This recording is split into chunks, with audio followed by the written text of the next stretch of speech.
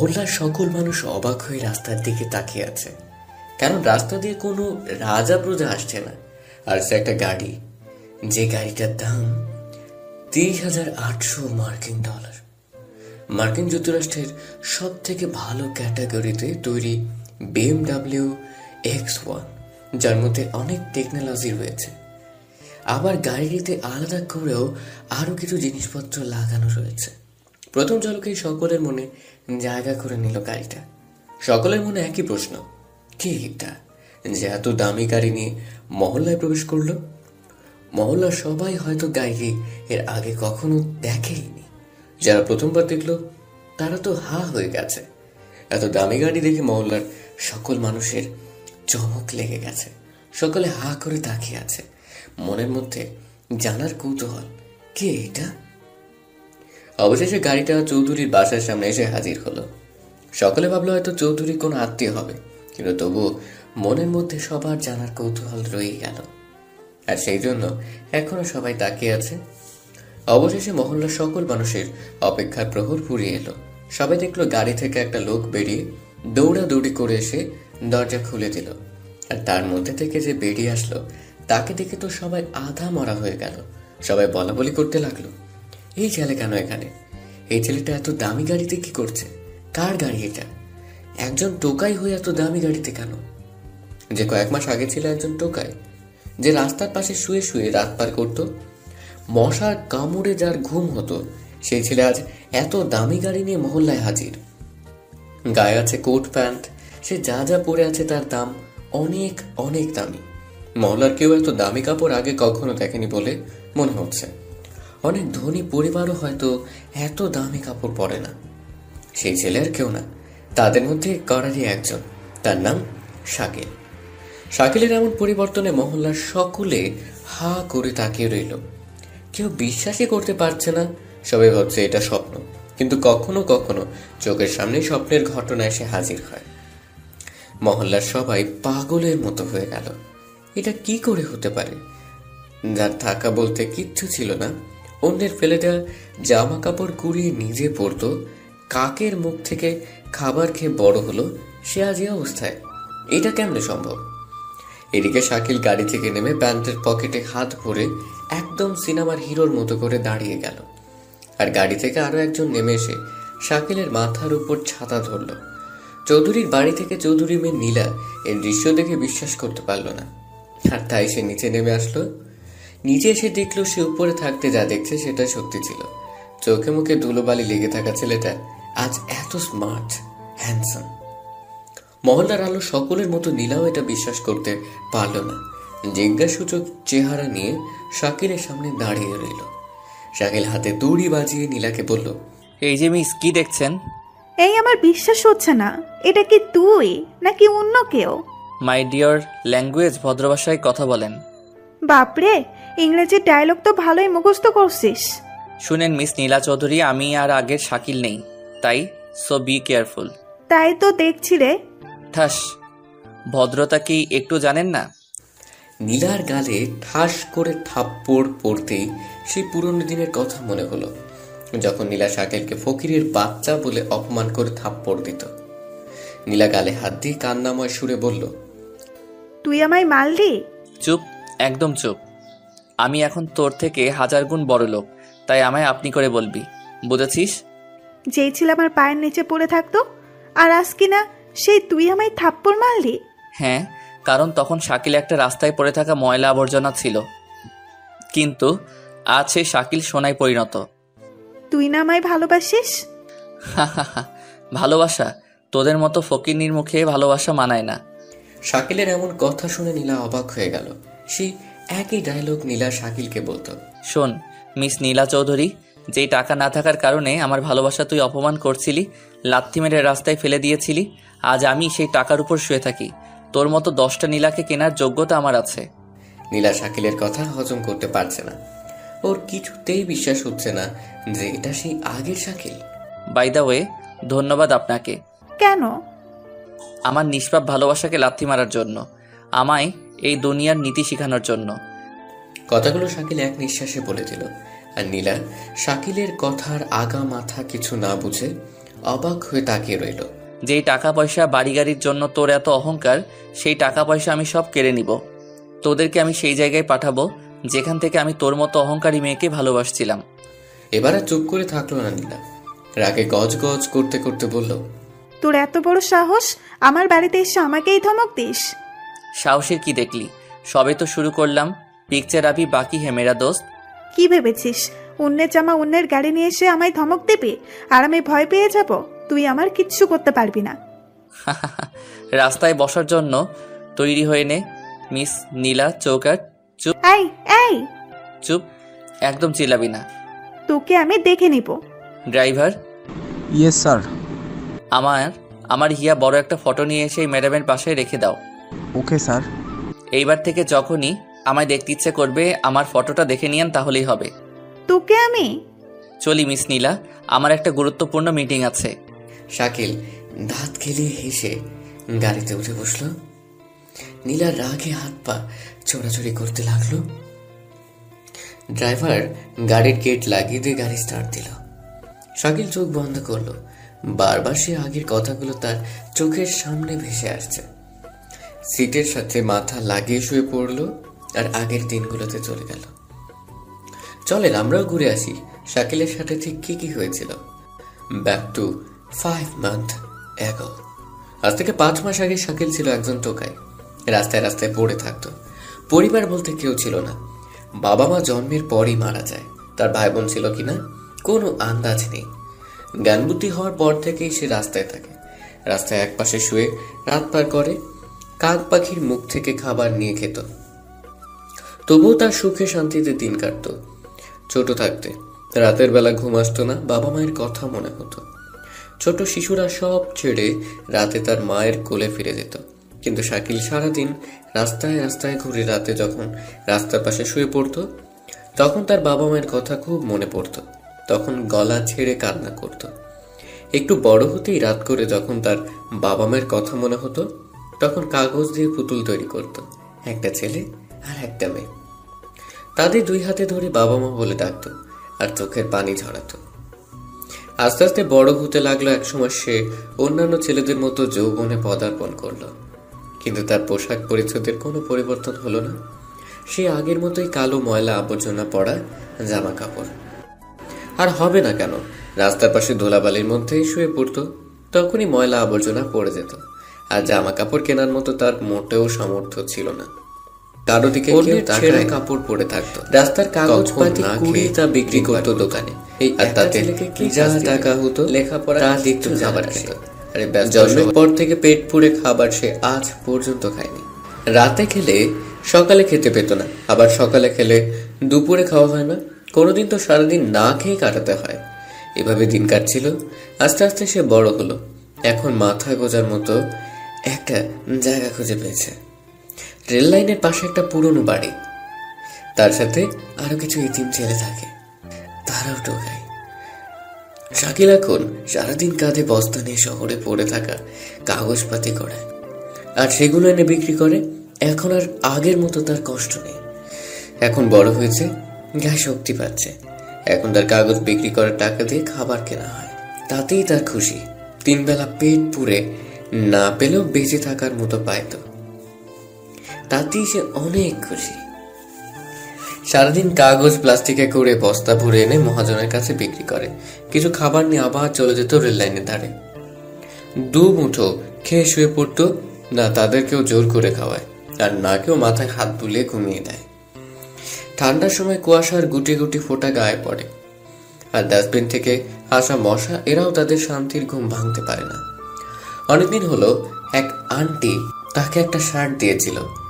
রোদে গরমে কাজ করাতে সে শার্টে ময়লা পড়ার পাশাপাশি অনেকখানি ছিঁড়েও গেছে। তাই ভাবলো সে একটা সুন্দর দেখে শার্ট কিনে নিবে। কিন্তু কেনা বললেই তার কেনা নয়, এত টাকা পাবে কই। এদিকে শার্ট না কিনলেও না। পরের দিন সকাল সকাল ঘুম থেকে উঠে শাকিল বস্তাটা কাঁধে করে নিয়ে কাগজ কুড়োতে চলে গেল। সারাদিন খাওয়া দাওয়া বন্ধ করে কাগজ কুড়োলো। খাবার কিনতে গেলে তার শার্ট কেনা হবে না, তাই সারাদিন কাগজ কুড়িয়ে সেটা বিক্রি করলো। বেশ ভালোই টাকা পেল। শাকিল এবার সেই টাকা থেকে অর্ধেকটা আলাদা করে রেখে দিল, আর বাকি টাকা দিয়ে রাতের জন্য খাবার নিয়ে ঘরে চলে এলো। রেললাইনের পাশে এসে দেখলো একটা ছোট মেয়ে বসে কান্না করতেছে। বয়স হবে 8 থেকে 10। ছোট মেয়ের কান্না দেখে সবারই দয়া হয়, শাকিলেরও তাই হলো। এবার শাকিল এদিক ওদিক তাকিয়ে দেখে পাশে একটা ছেলে হাঁটুর ভিতর মাথা গুজে বসে আছে। বয়সে শাকিলের সমানই হবে। শাকিল এই ছেলেটার কাছে যে বলল, এই ওই ছোট মেয়েটা কাঁদছে কেন? ছেলেটা চুপ করে থাকলো। শাকিল আবার জিজ্ঞেস করলো, ওর কি বাপ মাও নাই? না, ওটা আমার ছোট বোন, ক্ষুধা লাগছে তাই কাঁদছে। কেন, দুপুরে কি তোরা খাস নাই? ছেলেটা এবার চুপ। কি হলো বল? কিভাবে খাবো বল? সারাদিন প্লাস্টিক কাগজ কুড়িয়ে যখন মহাজনের কাছে আসি তখন মহাজন অনেক বকা শোনায়। কেন বকা শোনাবে কেন? কালকে খুব অসুখ হয়েছিল তাই সকাল সকাল বেরোতে পাইনি, সেই জন্য মহাজনের মাল একটু কম হয়েছে। ও, বকা শুনে কয়েক টাকা দেয় আর সেটা নিয়ে খাবার আনছিলাম, একটা পাউরুটি আর একটা কলা। এটাই তো আমাদের প্রধান খাবার। কিন্তু এখানে এসেই খাবার রেখে আমার ছোট বোনকে খুঁজে নিয়ে এসে দেখি কুকুরে সব খেয়ে নিয়েছে। কপালে খাবার না থাকলে হয় না, কাঁদিস না, চল আমার কাছে আয়। ছোট্ট মেয়েটা শাকিলের হাতে খাবার দেখে একবার ওর ভাইয়ের দিকে তাকায় আর একবার খাবারের দিকে। শাকিল বুঝতে পারলো ওর বড় ভাই আসতে না বললে সে আসবে না, তাই শাকিল বলল, এই শোন, আজ থেকে আমি আর তুই বন্ধু। সত্যি বলছিস তো? হ্যাঁ সত্যি বলছি। নে এবার আয়, 3 জন মিলে আমার খাবারটা ভাগ করে খাই। ছেলে অনেক ভেবে চিন্তে রাজি হয়ে গেল। ছেলেটার নাম ছিল রকি, মেয়েটার নাম রানী। শাকিল পরে রকির কাছে জানতে পারে তার বাবা মা ছিল খুব গরিব, কয়েকদিন আগে ক্যান্সারে মারা গেছে।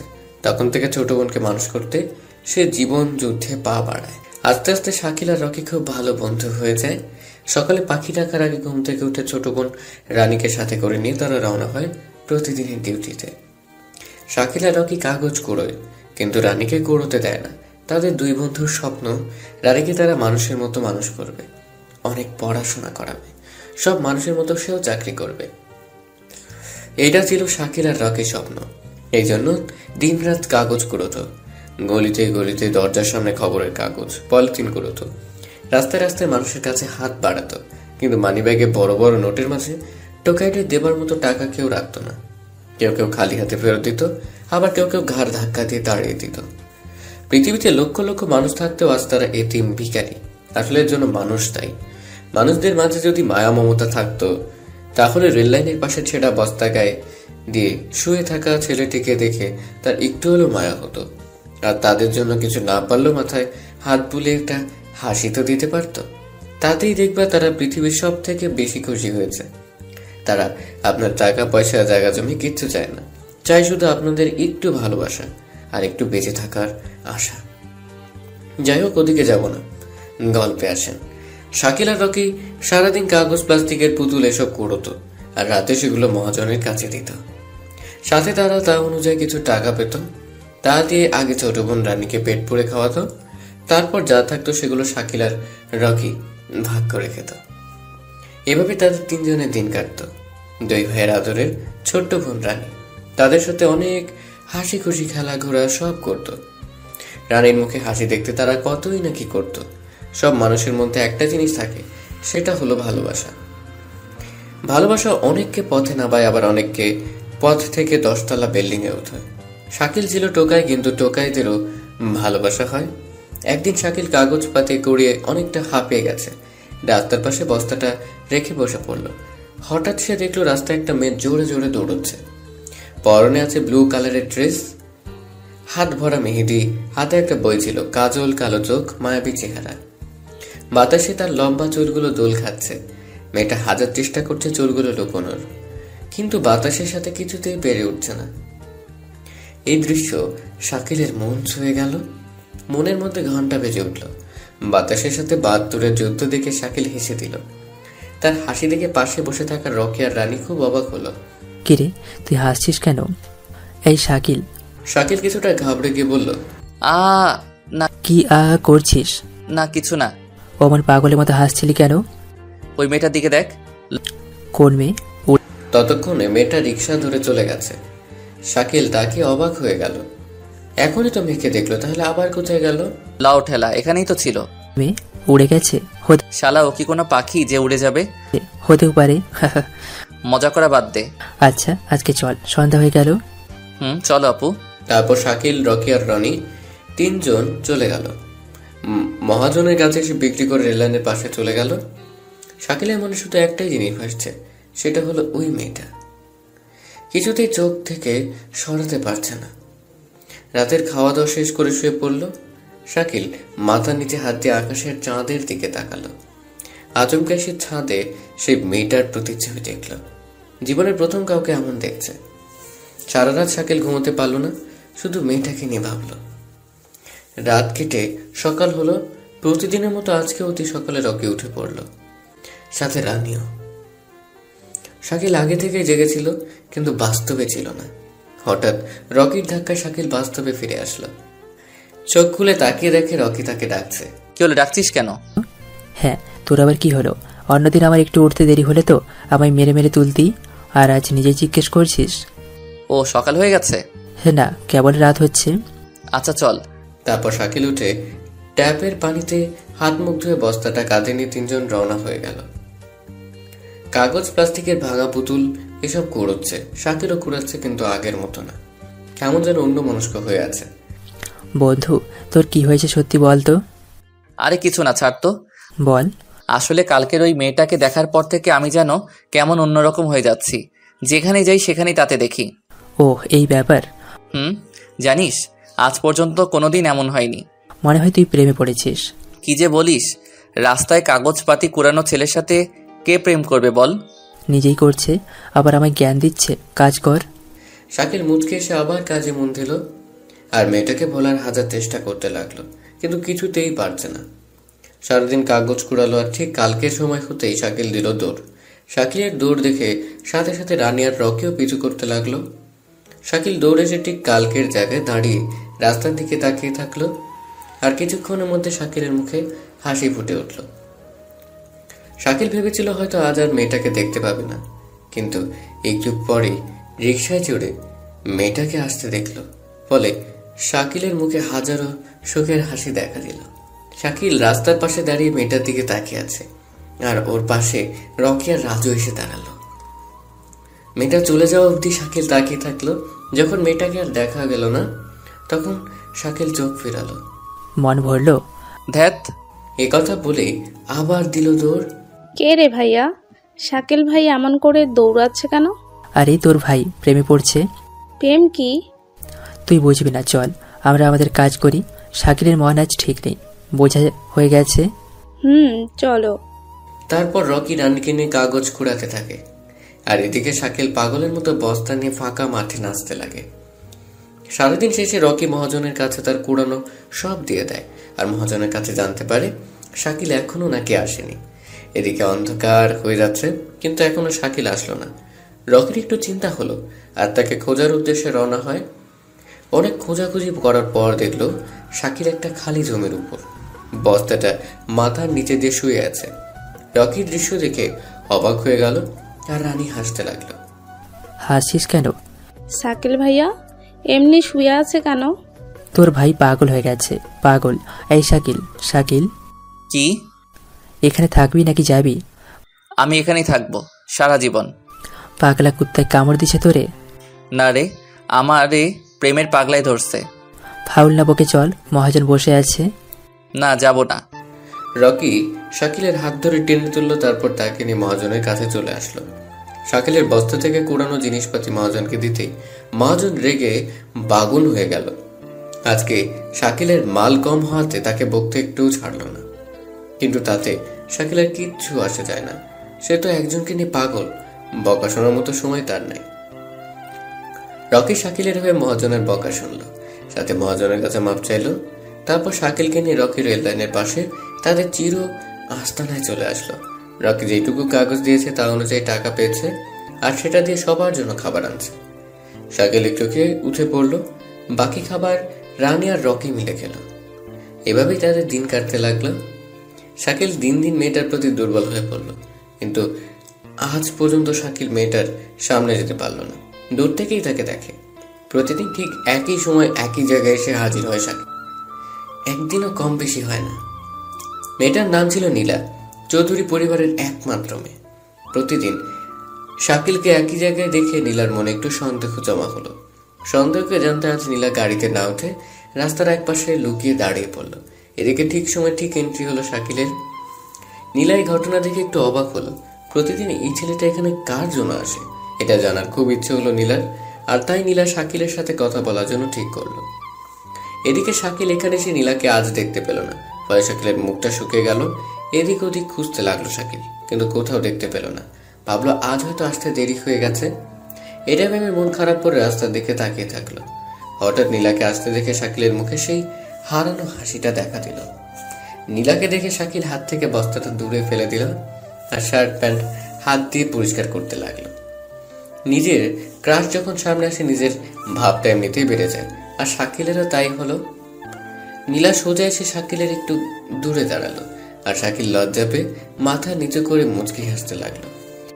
কে আপনি, আর এখানে প্রতিদিন কেন আসেন? নীলার কথা শুনে শাকিলের মুখের কথা হারিয়ে গেল। ভয়ে শরীর ঘামতে লাগলো। নীলাকে কিছু বুঝতে দিবে না বলে বলল, আমি মানুষ, হি হি হি। আমি কি বাদর বলছি? না, আসলে আমার নাম শাকিল। ও ভালো, তাই এখানে প্রতিদিন কেন আসেন? আসলে এখানে একটা জিনিস দেখতে আসি। কি সেটা? না না, মানে এখানকার জায়গাটা আমার খুব ভালো লাগে। আমি শুনেছি মানুষের মধ্যে কারো ফাঁকা জায়গা ভালো লাগে, কারো মাঠ ভালো লাগে, আর কারো অফিস, কারো আড্ডাখানা, আর আপনার এই রাস্তা ভালো লাগে। হ্যাঁ হ্যাঁ, দেখেন তো কত গাড়ি যাচ্ছে। কি করেন আপনি? কাজ করি। তাহলে যান, কাজ করেন। এখানে দাঁড়িয়ে সময় নষ্ট কেন করছেন? ঠিক বলছো। আচ্ছা আমি যাই। যান। আগে আপনি যান, হি হি হি। আপনি কথায় কথায় এত হাসেন কেন? না মানে সো ফানি। নীলার এমন হাসি দেখে শাকিল তো ফিদা, হা করে তাকিয়ে রইল। নীলা একটা রিকশায় চড়ে চলে গেল, আর শাকিল মনের আনন্দে বস্তা তুলে নিয়ে দৌড় দিল। তার মনের মানুষের সাথে আজ কথা বলছে, এত কাছে থেকে তাকে দেখছে, এটাই শাকিলের কাছে অনেক কিছু। এই খুশিটা আজ সারাদিন ভালোই কাজ করলো। হাসি মুখে কাগজপাতি করলো, আর একটাই চিন্তা মাথায় ধরলো, সো ফানি এর অর্থ কি, এর বাংলা কি? শাকিল ভাবলো নীলা হয়তো ওকে ভালোবাসার কথা বলছে, এই জন্য আরো যাকে দেখে তাকেই জিজ্ঞেস করে ওটার বাংলা কি। কিন্তু ওদের মধ্যে কেউ বলতে পারে না, কারণ ওদের মধ্যে কেউ পড়াশোনা করেনি। রাতে খেয়ে দিয়ে শুয়ে পড়ে। রকি কি? হেব্বি সুন্দর। কি? এই মেয়েটা কি সুন্দর, বড় বড় চোখ, মায়াবী চেহারা। রাতেও কি তোর ভূত নামে না? আমায় ভূতে ধরেনি, আমায় ভালোবাসে ধরছে। কদিন জানি পাবনার টিকিট কাটতে হয়। ধুরু, কি সব বলিস তুই? জানিস আজ আমি ওর সামনাসামনি কথা বলছি, একদম কাছাকাছি। এই নিয়ে একই কথা 7 বার বলা হলো। ও এবার তো ঘুমা। হাসলে না, ওর গালে টোল পড়ে, আর ওটাতেই আমি শেষ। রাস্তায় তাড়ি দেয়, দেখিস না? ওদের গালেও টোল পড়ে। যা, ওদের কাছে গিয়ে মর, হারামি। শালা দিব এক লাথি। এদের কাছে কেন যাব? প্রেম করবি? একথা শুনে শাকিল রকিকে একটা লাথি মারলো। থাম, জানিস ওর। থাম, আর শুনবো না, কান পচে গেল। যা সর, তোকে বলবো না। হুম। জানিস আমায় ইংরেজি দিয়ে কিছু একটা বললো। তুই তো জানিস আমি ইংরেজি পারি না। আমার মনে হয় কি জানিস, ওই তো ইংরেজি দিয়ে কি যেন একটা বলে আর গোলাপ দেয়, ওটাই মনে হয় আমায় বলছে। ভালো, এবার মুখে লাগাম দে। শর্ত শালা। রকি সারাদিন অনেক ক্লান্ত হয় শাকিলের কথা বিরক্ত মনে করলো, আর শাকিল নীলার কথা বলতেই থাকে। নীলার কথা বলতে নাকি তার ভালো লাগে। রকি বিরক্ত হলো, ফলে শাকিল আর কথা না বলে নিজের মনের সাথে কথা বলতে লাগলো। নিজের মনের মধ্যে নীলাকে নিয়ে হাজারো গল্প লেখা শুরু করলো। তাকে নিয়ে 1000 বছর বাঁচার স্বপ্ন দেখতে লাগলেন শাকিল। নীলাকে নিয়ে অনেক ভেবে ভেবে ঘুমিয়ে গেল। চোখটা বন্ধ করতেই নীলাকে স্বপ্নে দেখলো। নীলার সাথে স্বপ্নে হারিয়ে গেল। সকালে ঘুম থেকে উঠে তাদের কাজে তারা চলে গেল। শাকিল মন দিয়ে কাজ করলো। কাজের মধ্যেও নীলাকে খুঁজে পেল। জীবনের প্রথম প্রেম বলে একটু বেশি ইমোশনাল হচ্ছে। এভাবে আরো কয়েকটা দিন কেটে গেল। শাকিল এখনো সেখানে যায়, কিন্তু আজকে আর সেই আগের জায়গাতে যায়নি। আজকে সে একটু দূরে আড়ালে দাঁড়িয়ে আছে। শাকিল দেখতে চাচ্ছে নীলা ওকে খুঁজে কিনা। টাইম অনুসারে নীলাও চলে এলো কলেজের উদ্দেশ্যে, কিন্তু প্রতিদিন যে ছেলেটা ওকে দেখার জন্য দাঁড়িয়ে থাকতো সে আজ নাই। এটা দেখে নীলা আশেপাশে তাকাতে লাগলো। নীলা ভাবলো আজ সেই পাগল ছেলেটা কোথায় গেল, প্রতিদিন তো এখানেই দাঁড়িয়ে থাকতো। এটা ভেবে নীলা আশেপাশে তাকাচ্ছে আর সামনে এগুচ্ছে। এদিকে শাকিল এটা দেখে তো মহা খুশি। নীলা ওকে খুঁজতেছে, তার মানে নীলার মনে ওর জায়গা হয়ে গেছে। নীলা শাকিলকে দেখতে না পেয়ে শুধু আশপাশে তাকায়, আর এটাকে বোকা শাকিল ভালোবাসা ভেবে নেয়। শাকিল এবার খুশি হয়ে বাইরে বের হলো। নীলার সামনে তাকিয়ে দেখে পাগলটা ওখানে। শাকিলকে দেখে নীলার মাথায় বুদ্ধি আসলো। নীলা সোজা শাকিলের কাছে আসলো। শাকিল নীলাকে দেখে তো একদম কাঁপতে শুরু করেছে। আরে তুমি এখানে? তুমি আমায় খুঁজছিলে?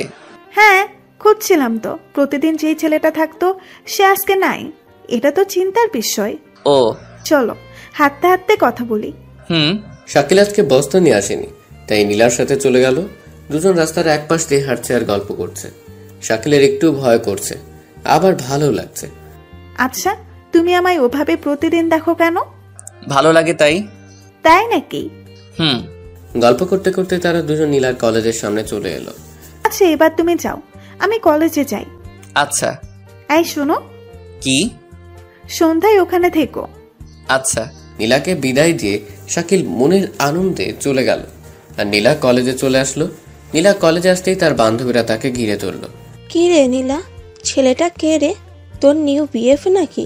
বিএফটিএফ কিচ্ছু না, ছেলেটা খুব বোকা। প্রতিদিন রাস্তার পাশে দাঁড়িয়ে আমার দিকে ড্যাব ড্যাব করে তাকিয়ে থাকে। বোকা হলেই তো মুরগি বানাতে পারবি। ঠিক বলছিস, ওর বোকামির সুযোগ নিতে হবে। আচ্ছা এখন ক্লাসে চল, পরে দেখা যাবে। চল। নীলা তার বান্ধবীর সাথে ক্লাসে চলে গেল। এদিকে শাকিল মনের আনন্দে নাচতে নাচতে চলে এলো রেল লাইনের পাশে তাদের বাড়িতে।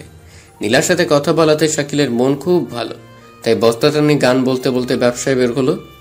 আজকে এক নতুন ঠিকানার দিকে চলল শাকিল। সকাল উঠে রানী আর রকি চলে গেছে। শাকিল জানে তারা কোথায় আছে, তাই তাদের চিন্তা না করে সে নতুন পথে পা বাড়ালো। নতুন রাস্তা শাকিলের একটু অচেনা অচেনা মনে হলো, কিন্তু তার সেই দিকে মন নেই। সে নীলাকে ভাবতে বিজি। রাস্তা দিয়ে হাঁটতে হাঁটতে এক জায়গায় দেখলো অনেক কাগজপাতি, প্লাস্টিকের ভাঙা পুতুল ইত্যাদি জিনিসপত্র পড়ে আছে। শাকিল এটা দেখে আশপাশে তাকালো, কিন্তু কাউকে পেল না। মানে তাদের দলের কেউ আছে নাকি? শাকিলের কাঁধ থেকে বস্তাটা নামিয়ে ভরে নিল। সেগুলো তুলে নিয়ে সামনে এগোতেই লাগলো। রানী আর রকি চিন্তা করলো না, তারা তো পাশেই আছে। এগোতে ভেবে সে চলে গেল দূরে। সারাদিন শেষে সন্ধ্যায় শাকিল বাড়ির দিকে আসলো। মহাজনের কাছে আসতেই রকি আর রানীকে দেখলো। রানীকে দেখে শাকিল কোলে তুলে নিল। আদরের ছোট বোন, সারাদিন দেখে নাই। আজকে শাকিল অনেক কাগজপাতি জমা করছে, তার অর্ধেক রকি আনছে। কিরে তুই আজ এতগুলো? আমি এইদিকে গেছিলাম। ও। মহাজনের কাছে বিক্রি করে টাকা নিল। তখন নীলার কথা মনে হলো। রানী রকি কিনে ভাঙা বাড়িতে আসলো। কয়েকদিন আগে শাকিল একটা শার্ট কিনেছিল, সাথে রাজু রকিকেও দিছে। হাত মুখ ধুয়ে নতুন শার্ট পরলো শাকিল। রকি জিজ্ঞেস করলো কোথায় যাচ্ছিস, তো বলল কোথায় যাচ্ছিস? নীলার সাথে দেখা করতে। খাবারটা খেয়ে নে। না, তোরা দুজনে খেয়ে নে। কিন্তু আমি বাইরে খেয়ে নিব। আচ্ছা। একথা বলে শাকিল বের হলো নীলার সাথে দেখা করার উদ্দেশ্যে। আর নীলা সহ তার দুই বান্ধবী রাস্তার পাশে দাঁড়িয়ে শাকিলের জন্য অপেক্ষা করতে লাগলো। কি রে, তোর নিউ বিএফ এখনো তো এলো না? আরে আসবে আসবে, একটু দাঁড়া। ওই তো এসে গেছে। শাকিল এসে দেখলো নীলার সাথে তার দুজন বান্ধবীও আসছে। আমি আসছি। এতক্ষণ কি করলা? আমি কাজে ছিলাম। ও, তাহলে চলো। কোথায়? কোথায় আবার? ঘুরতে। শাকিল আনন্দের সাথে হ্যাঁ বলল। শাকিল তো আর জানে না যে ওকে ওরা মুরগি করতেছে। নীলা সহ তার দুই বান্ধবী আর শাকিল মিলে ঘোরাঘুরি করতে লাগলো। একটু পর নীলা বলল, অনেক হইছে, এবার চলো কিছু খাওয়া যাক। আচ্ছা। এবারও শাকিল টের পেল না। তাদের সাথে একটা বড় রেস্টুরেন্টে হাজির হলো। নীলা তার ইচ্ছে মতো কয়েক রকমের খাবারও অর্ডার দিল। শাকিল না খেয়ে থাকায় পেট পুড়ে খেল। এবার আসলো বিলের লম্বা লিস্ট। নীলা লিস্টটা শাকিলের দিকে এগিয়ে দিল। শাকিল তো অবাক, ও তো পড়াশোনা জানে না, এটা কেন দিল এটাও বুঝলো না। কি করবে কিছু বুঝে উঠতে পারলো না। এখানে জিজ্ঞেস করলে নীলার সামনে ওর নাক কাটা যাবে, তাই লিস্ট নিয়ে দোকানের মালিকের কাছে গেল। সব মিলিয়ে কত বিল? স্যার লিস্ট দেওয়া আছে। শাকিল এবার বুদ্ধি করে বলল, আপনি দেখেন তাড়াতাড়ি। ওই লোকটা খাতা বের করে বিলটা বলে দিল। শাকিল পকেটে হাত দিয়ে দেখে একদম কারেক্ট টাকা আছে। যত বিল ঠিক ততটাই টাকা আছে শাকিলের পকেটে। আজ তার বিজনেস একটু ভালো হয়েছে, তাই টাকাটাও বেশি পাইছে, যার ফলে সম্মানটা বাঁচলো শাকিলের। শাকিল বিলটা দিয়ে দিল আর বিলের লিস্টটা পকেটে তুলে নিল। তারপর নীলা আর তার বান্ধবীরা শাকিলকে বিদায় দিয়ে চলে গেল। শাকিলের দাঁড়িয়ে না থেকে সেও রওনা দিল। এদিকে নীলার বান্ধবী বৃষ্টি নীলাকে বলল, কিরে আজ এত কম করলি কেন? প্রথম দিন বেশি করলে ভয়ে পালাবে। ঠিক বলেছিস। পরদিন একটু বেশি, তারপর আর একটু বেশি। বোকা কাকে বলে? নীলা আর ওর বান্ধবীরা শাকিলকে বোকা বানাতে পেরে অনেক খুশি, কিন্তু শাকিল নীলাকে সত্যি সত্যি ভালোবাসে। অথচ নীলা এটাকে খেলা মনে করে শাকিলকে নিয়ে খেলা করে যাচ্ছে। শাকিল সোজা তাদের সেই ভাঙা বাড়িতে চলে এলো। এসে দেখে রানী রকি ঘুমিয়ে গেছে। ঘরের একপাশে দেখলো খাবারের প্যাকেট পড়ে আছে, সেটা খুলে দেখলো শাকিলের জন্য খাবার রেখে দিয়েছে। শাকিল ওটা না খেয়ে রানীর মাথায় হাত বোলাতে বোলাতে ঘুমিয়ে গেল। সকালে রকি উঠে দেখে রানীর মাথায় হাত রেখে শাকিল ঘুমিয়ে আছে। অনেক বেলা হয়েছে, তাই রকি শাকিলকে ডাকলো। প্রতিদিনের মতো আজকেও তারা তাদের কাজে বের হয়ে পড়ল। এখন রকি আর রানীকে সাথে করে নিয়ে যায় শাকিল। সারাদিন শেষে মহাজনের কাছে সেগুলো বিক্রি করে, আর তাতে যা টাকা হয় তা নিয়ে নীলার সাথে ঘুরতে যায়। আর এদিকে নীলা শাকিলকে দিনের পর দিন বোকা বানিয়ে যাচ্ছে। বড়লোকের একমাত্র মেয়ে, ভাবতো দেখানোরই কথা। 10-12টা ছেলে তার পেছনে প্রতিদিন লাইন দিয়ে দাঁড়িয়ে থাকে। মেয়েটা যেমন সুন্দর ঠিক তেমন অহংকারী।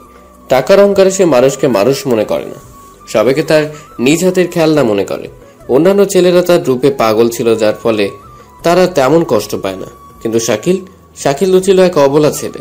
প্রেম ভালোবাসা সে কিচ্ছু জানতো না। নীলাকে প্রথম দেখাতেই তার ভালো লাগে আর তার প্রতি দুর্বল হয়ে পড়ে। সেই জন্য তার সব কথাকে মেনে নেয়। নিজে নাকি নীলাকে ঘুরতে নিয়ে যাবার জন্য টাকা জমিয়ে রাখে, আর প্রতিদিন সন্ধ্যায় তারা ঘুরতে যায়। শাকিল ভাবতো নীলাও তাকে ভালোবাসে, যেমন ও নীলার জন্য পাগল, ঠিক তেমন হয়তো নীলাও ওর জন্য পাগল। এটাই হলো শাকিলের মনের ধারণা। কয়েকদিন পর সকালে শাকিল উঠে রকিকে ডেকে তুলল। রানী তখনও ঘুমোচ্ছিল। শাকিল আর রকি হাত মুখ ধুচ্ছিল, এমন সময় রকি বলল, শাকিল, হ্যাঁ বল। আমি যদি মরে যাই তাহলে কি তুই রানীকে দেখে রাখবি? রকির এমন কথা শুনে শাকিল অনেক অবাক হয়, সাথে ভয়ও পায়। কি বলছিস এসব? বল না। তোর কি হয়েছে বলতো? আজ হঠাৎ এমন প্রশ্ন? এমনি বললাম, তুই বল কি করবি? যেদিন তোদের দেখছি সেদিন আমি ভেবে নিয়েছি রানী আমার ছোট্ট বোন, তাকে কখনো কষ্ট পেতে দিব না। ভালো। এসব ফাউল কথা বাদ দে আর চল। সকাল থেকে শাকিল একটা বিষয় খেয়াল করলো, যে রকির মনটা কেন যেন খুব খারাপ। শাকিল রকিকে জিজ্ঞেস করলেই বলছে এমনই। শাকিল, রানীকে আজ তুই নিয়ে যা।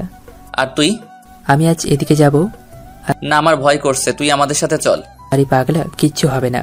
আজ মনটা আমার ভালো নেই, তাই একা একা যেতে যাচ্ছি। আচ্ছা যা, তবে তাড়াতাড়ি চলে আসবি। আচ্ছা। একথা বলে রকি উল্টা পথে রওনা হলো, আর শাকিল রানীকে নিয়ে অন্য পথে। আজকেও শাকিলের ভালোই বিজনেস হয়েছে। সন্ধ্যা হতেই রানীকে সাথে নিয়ে মহাজনের কাছে চলে এলো। এখানে সে জানতে পারলো রকি এখনো আসেনি। শাকিলের মনটা কেমন যেন করে উঠলো, তাই বাসায় না যে দোকানের পাশেই রানীকে নিয়ে বসে পড়লো। এদিকে সন্ধ্যা বের রাত নামলো, তবুও রকির আসার কোনো নামগন্ধ নেই। শাকিলের এবার খুব চিন্তা হলো, রকি এতক্ষণ কি করছে? প্রতিদিন তো শাকিলের আগেই রকি চলে আসে, কিন্তু আজ হঠাৎ কি এমন হলো যে এখনো আসে না? এদিকে নীলা শাকিলের জন্য অপেক্ষা করছে। শাকিল বুঝতে পারছে তার জন্য নীলা অপেক্ষা করছে, কিন্তু সেও তো যেতে পারছে না, কারণ রকি এখনো আসে নাই। শাকিল উপায় না পেয়ে রানীকে মহাজনের দোকানে বসিয়ে রেখে ওদের ঘরে যে শার্ট পাল্টে চলে গেল নীলার কাছে। রানী তার ভাইয়ের চিন্তায় অস্থির, আর এখন শাকিলও তাকে রেখে গেল। হয়তো রকিকে খুঁজতে গেছে, এটা ভেবে রানী চুপটি করে বসে রইল। শাকিল আজকেও নীলার সাথে ঘোরাঘুরি করে রেস্টুরেন্টে বসে খাওয়া দাওয়া করলো। আজকে আর শাকিল অপেক্ষা করতে পারলো না, সোজা নীলাকে প্রপোজ করে বসলো। সে তো আর অন্য 10টা ছেলের মতো না, তাই সোজা বলল, নীলা, হ্যাঁ বলো। আমি তোমায় ভালোবাসি। তাই? সত্যি বলছি। আমার প্রতিদিনের খরচ জানো? না। দিনে খরচ আমার 5,000 টাকা। কিন্তু আমি তো গরিব। পাততে হবে। ওকে আজ উঠি, সি ইউ। বাকি কথা না বলে নীলা উঠে চলে গেল। শাকিলের মনের মধ্যে তোলপাড় শুরু হলো। নীলা তার বান্ধবীর সাথে বেরিয়ে চলে আসলো। কি রে নীলা, ওর প্রপোজাল কি অ্যাকসেপ্ট করবি? করলে মন্দ হয় না, তবে আগে দেখিস সে কেমন পরিবারের ছেলে, কত টাকার মালিক, কটা বাড়ির মালিক। সে তো বললো তারা নাকি গরিব। তোরা কি করতে আসিস? খোঁজ নে, তার বিষয়ে সবকিছুর খোঁজ নে। আচ্ছা। গরিব হলে লাথি মেরে ডাস্টবিনে ফেলে দিব। যা বলেছিস। চল। নীলা সহ তার বান্ধবীরা চলে গেল। এদিকে রেস্টুরেন্টে বসে শাকিল নীলার কথা ভাবছে। রেস্টুরেন্টে টিভি চলছিল, হঠাৎ শাকিলের কানে আসলো বোমা ব্লাস্টে কয়েকজনের মৃত্যু। কথাটা শুনে শাকিল টিভির দিকে তাকালো, আর তখনই শাকিলের চোখ আটকে গেল। বোমা ব্লাস্টে যারা মরছে তাদের মধ্যে রকিও আছে। এটা দেখে শাকিলের হাত পা অবশ হয়ে গেল, মুখ দিয়ে কথা বের করছে না। উঠে দাঁড়াবে, তারও শক্তি হারিয়ে ফেললো। জায়গাটা তার চেনা মনে হলো, তাই সেখানে আর বসে না থেকে দিল দৌড়। এক দৌড়ে চলে এলো, এসে দেখে রকি সুন্দর হয়ে শুয়ে আছে। শাকিল রকির পাশে হাঁটু এড়ে বসে পড়ল, চোখ দিয়ে তার অঝরে পানি পড়তে লাগলো। পুলিশ জানালো কাগজের ভিতরে নাকি বোমা ছিল। যখন ওটা রকি হাত দিয়েছে সাথে সাথে ব্লাস্ট। আশপাশে যত মানুষ ছিল তারাও মারা গেছে, কেউ আহত হয়েছে। শাকিল আর নিজেকে আটকাতে পারল না, হাউ মাউ করে কেঁদে দিল। এদিকে রানী মহাজনের দোকানে বসে টিভি দেখছিল। হঠাৎ এমন খবর দেখে সেও কাঁদতে লাগলো। মহাজন রানীকে সান্ত্বনা দেওয়ার অনেক চেষ্টা করলো, কিন্তু পারল না। শাকিল রকিকে জড়িয়ে কাঁদতে লাগলো। চারদিকে হাজার মানুষ এসে ভিড় করছে। পুলিশ এবার লাশগুলো নিয়ে যাবে। শাকিল একটা লোক সরিয়ে নিল।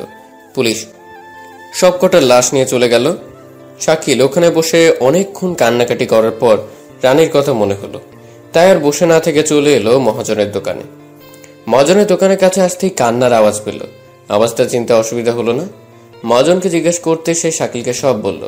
শাকিল রানীর কাছে এসে ওকে নিয়ে তাদের চির রেল লাইনের পাশে ঘরে চলে এলো। রানীর কান্না থামানোর হাজার চেষ্টা করলো শাকিল, কিন্তু সবগুলোতে ব্যর্থ হলো। কিছুক্ষণ পর তাদের ঘরের বাইরে পুলিশের গাড়ি আসলো। শাকিল বাইরে আসতে একটা পুলিশ এসে শাকিলের হাতে একটা ব্যাগ দিল। ব্যাগে রকির জামা কাপড় ছিল। ব্যাগ দিয়ে পুলিশ চলে গেল। শাকিল ভেতরে এসে ব্যাগ থেকে সব বের করলো। রকির শার্টের পকেটে কয়েকশো টাকা ছিল। শাকিল ওগুলো ওভাবেই রেখে দিল। রানী কান্না করতে করতে ঘুমিয়ে গেল, সাথে শাকিল। সকালে উঠতে রাকিবের কথা মনে হলো শাকিলের। অজান্তেই তার চোখ বেয়ে পানি গড়ে পড়লো। কোনো কিছুতেই শাকিলের মন বসছে না, তাই আজকাল কোথাও যেতেও মন চাইলো না। আর রানীকে ওভাবে নিয়ে যাওয়া ঠিক হবে। আগে রানী ঠিক হোক, তারপর বের হবো। কিন্তু বের না হলে খাবো কি, এইসব ভাবছিল শাকিল। তখনই তার মনে হলো রকির পকেটে টাকা ছিল। শাকিল ওখান থেকে টাকা নিয়ে সকালকার খাবার আনলো। খাবার এনে রানীকে ডেকে তুলে শাকিল নিজ হাতে খাইয়ে দিল। আর রানীও তার ভাই শাকিলকে নিজ হাতে খাওয়ালো। তারপর ঘরে বসে থেকে দিনটা কাটলো ওঠে। আর এদিকে নীলার আর তার বান্ধবীরা মিলে শাকিলের ব্যাপারে খোঁজ নিতে লাগলো।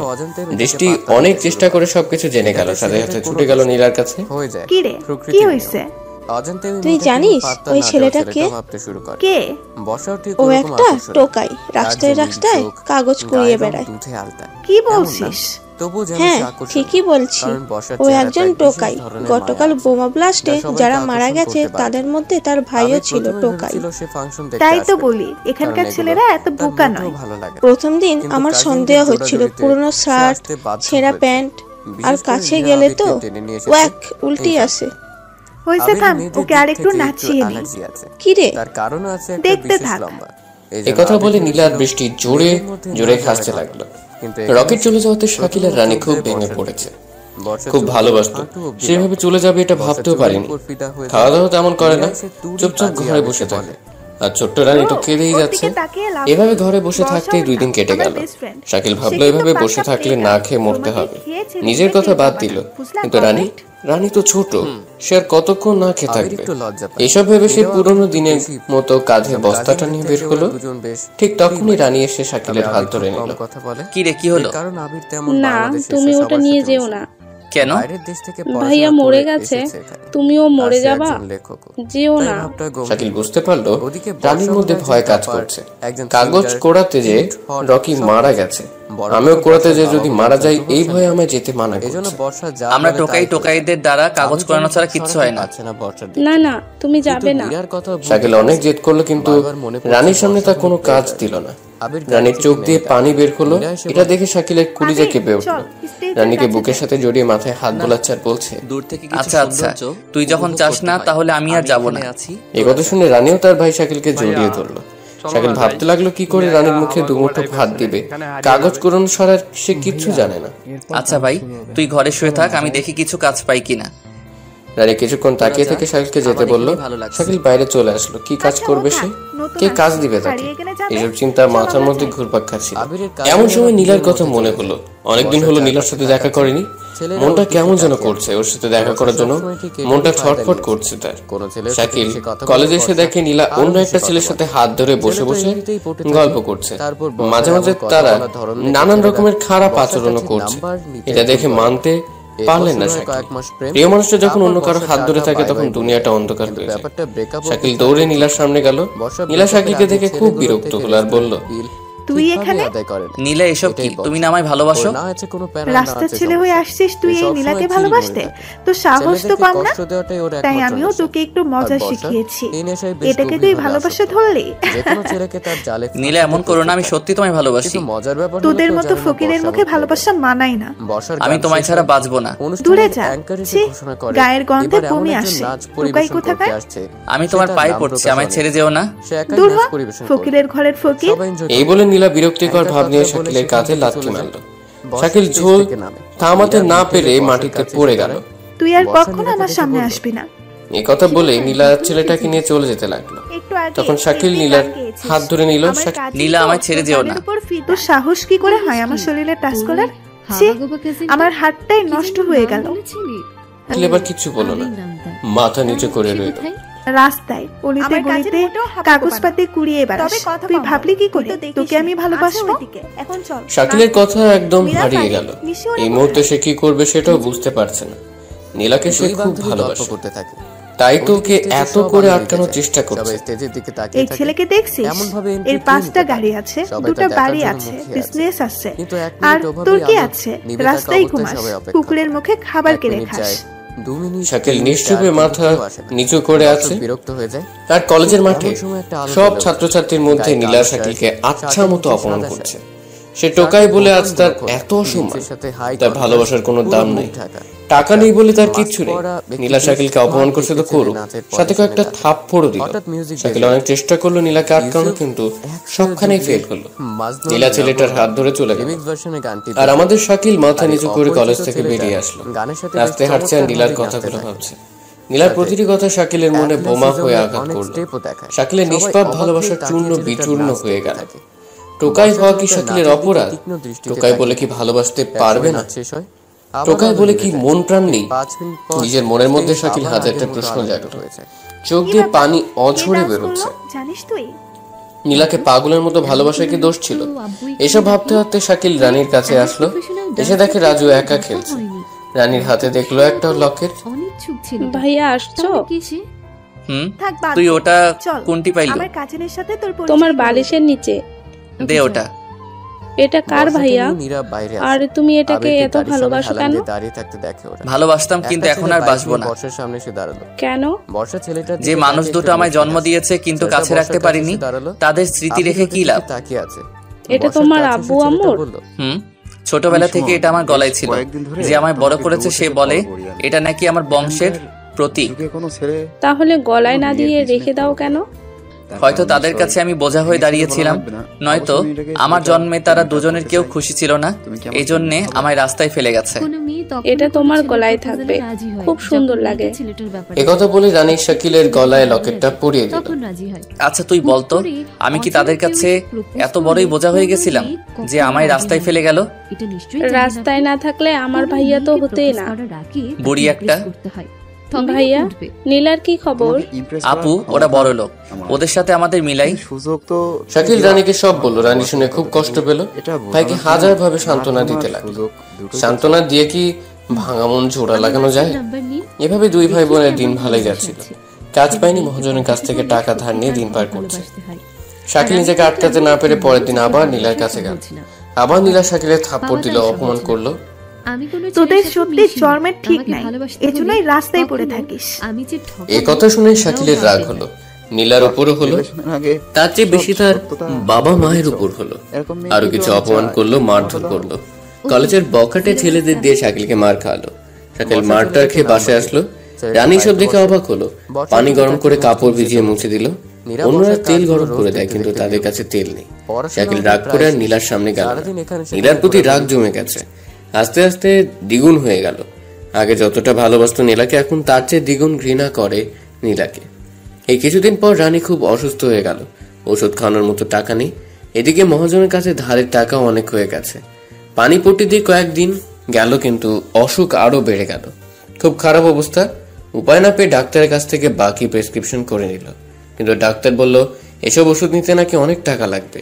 শাকিল প্রেসক্রিপশন নিয়ে ওষুধের দোকানে গেল, কিন্তু বাকি ওষুধ কিছুতেই দিতে চাইল না দোকানদার। ঠিক সেই সময় পাশ থেকে একটা মেয়ে বলে উঠল, আরে স্যার আপনি? শাকিল পেছনে তাকিয়ে দেখে একটা ভদ্র মেয়ে দাঁড়িয়ে আছে। পরনে দামি পোশাক, মনে হচ্ছে কোনো বড় পরিবারের মেয়ে।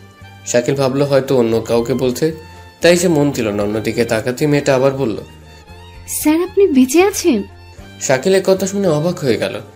আশপাশে তাকিয়ে দেখে কেউ নাই তার পাশে, তার মানে তাকেই বলছে। কে আপনি? আরে স্যার আমায় চিনতে পারছেন না? আমি শ্রাবণী। আমি কোনো শ্রাবণীকে চিনি না। বিয়ে? কি বলছেন স্যার? আমি আপনার বিয়ে। বিয়ে মানে কি? আপনি? স্যার ওরা আপনার সাথে ষড়যন্ত্র করে মারার চেষ্টা করেছে আপনাকে। এসব কি বলছেন? আমায় কে মারবে? হ্যাঁ স্যার। দেখুন, আপনার কোথাও ভুল হচ্ছে। আপনি যার কথা বলছেন আমি সে নই। দেখুন স্যার, আপনায় আমাদের খুব প্রয়োজন। আপনার স্ত্রী সন্তান খুব বিপদে আছে। পথ ছাড়েন, আর হ্যাঁ, চোখের ডাক্তার দেখিয়েন। এ বলে শাকিল মেয়েটার পাশ কাটিয়ে চলে গেল। শ্রাবণী তো খুব অবাক হলো, ওর স্যার ওকে চিনতে পারলো না। তখন দোকানদার শ্রাবণীকে বলল, আপা, ওর নাম শাকিল, এই এলাকার টোকাই। কি বলছেন এসব?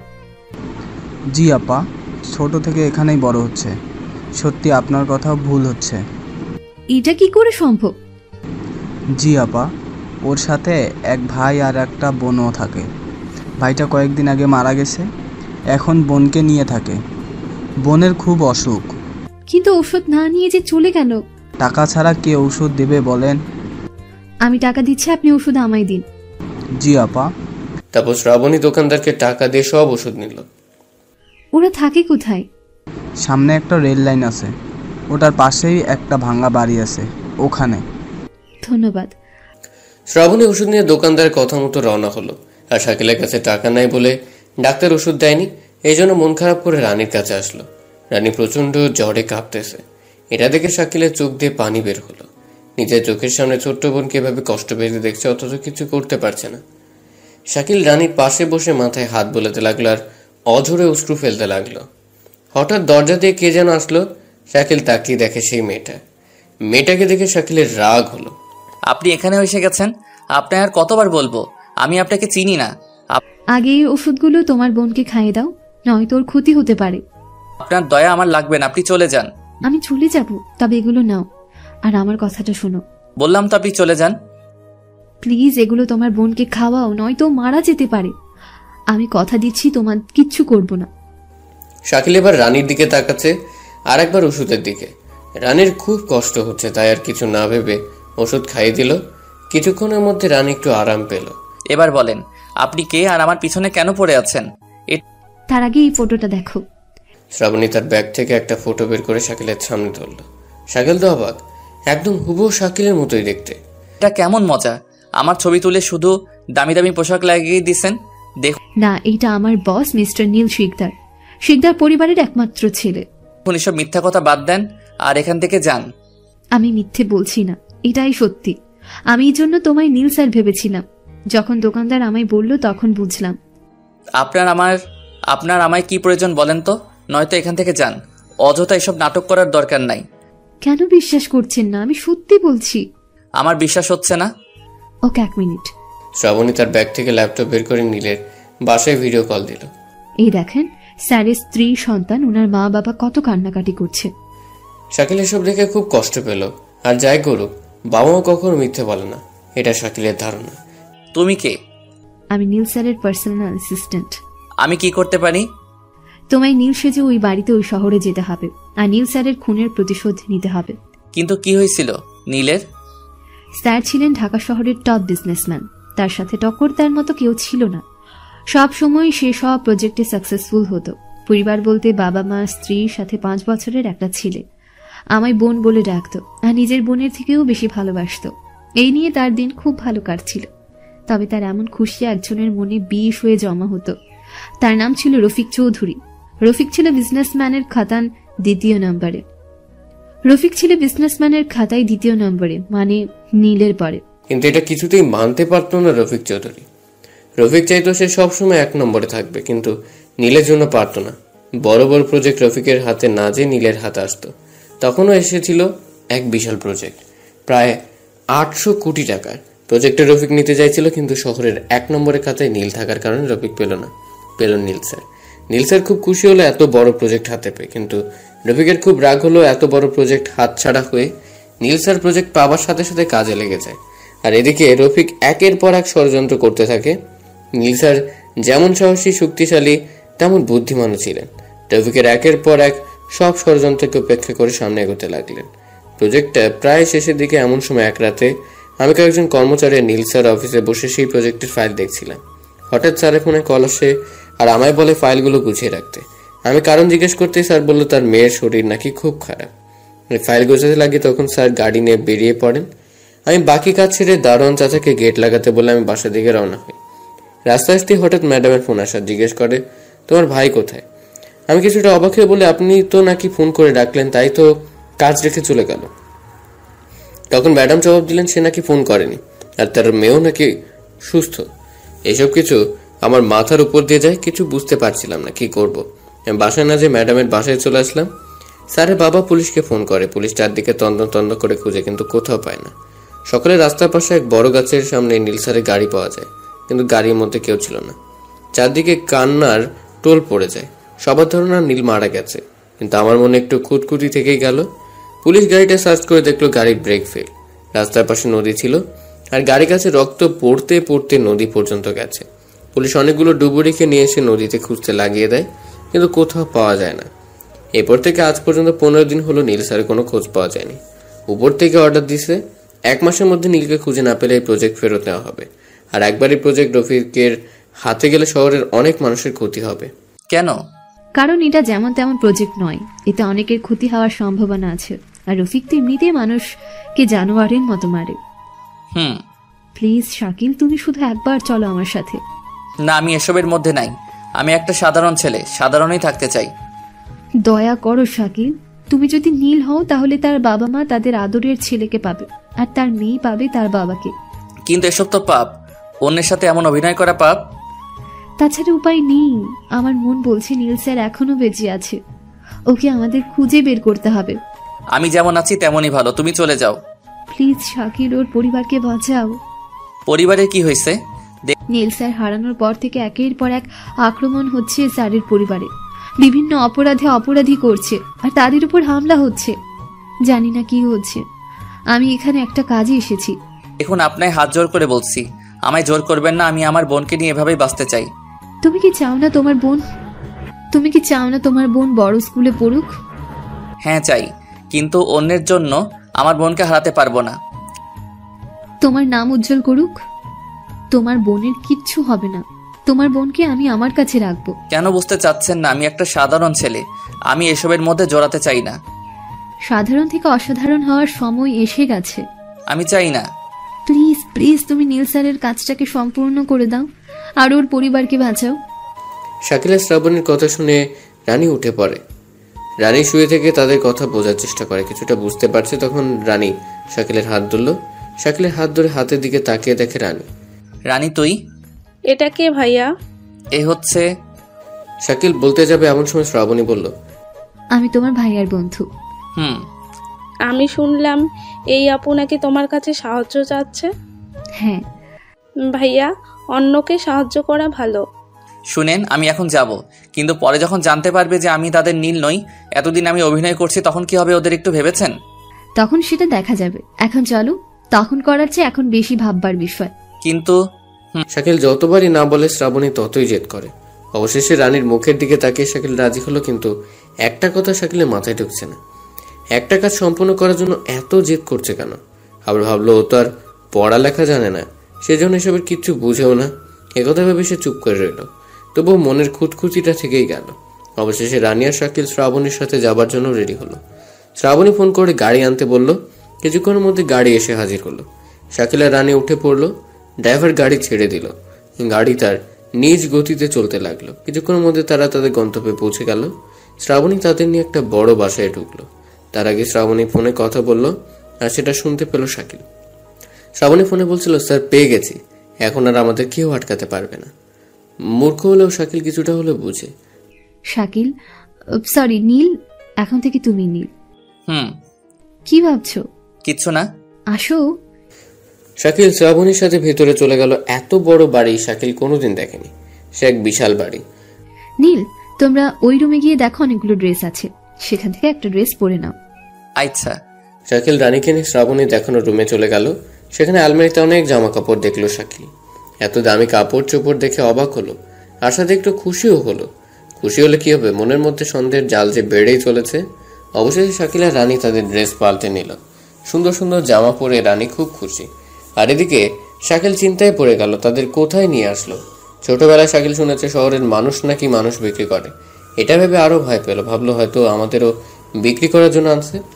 তবুও বুকে সাহস রাখলো। আর শ্রাবণী তার কাজ শেষ করে শাকিলের কাছে আসলো।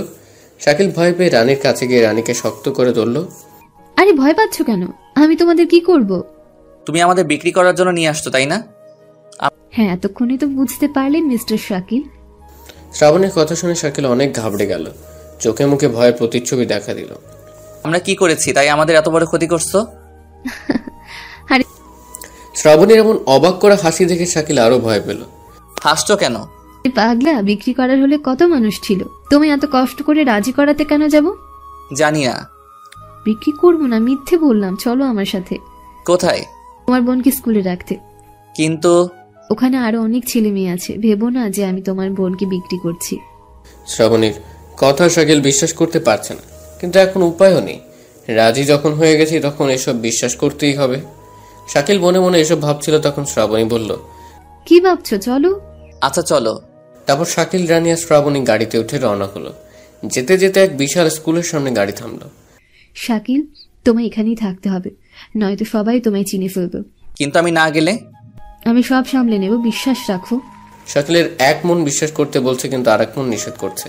কি করবে বুঝতে পারছে না শাকিল। শ্রাবণী কিছু না বলে রানীকে নিয়ে চলে গেল। শ্রাবণী রানীকে নিয়ে ভেতরে গেল। স্কুলের ভেতরে অনেক ছেলে মেয়ে খেলা করছে, তাদের সাথে অনেক মাস্টারও আছে। এটা দেখে শাকিল একটু ভরসা পেল। শ্রাবণী সোজা হেড স্যারের কাছে গেল, সালাম দিয়ে অফিসের ভেতর গেল। হ্যাঁ বলুন, কি সাহায্য করতে পারি?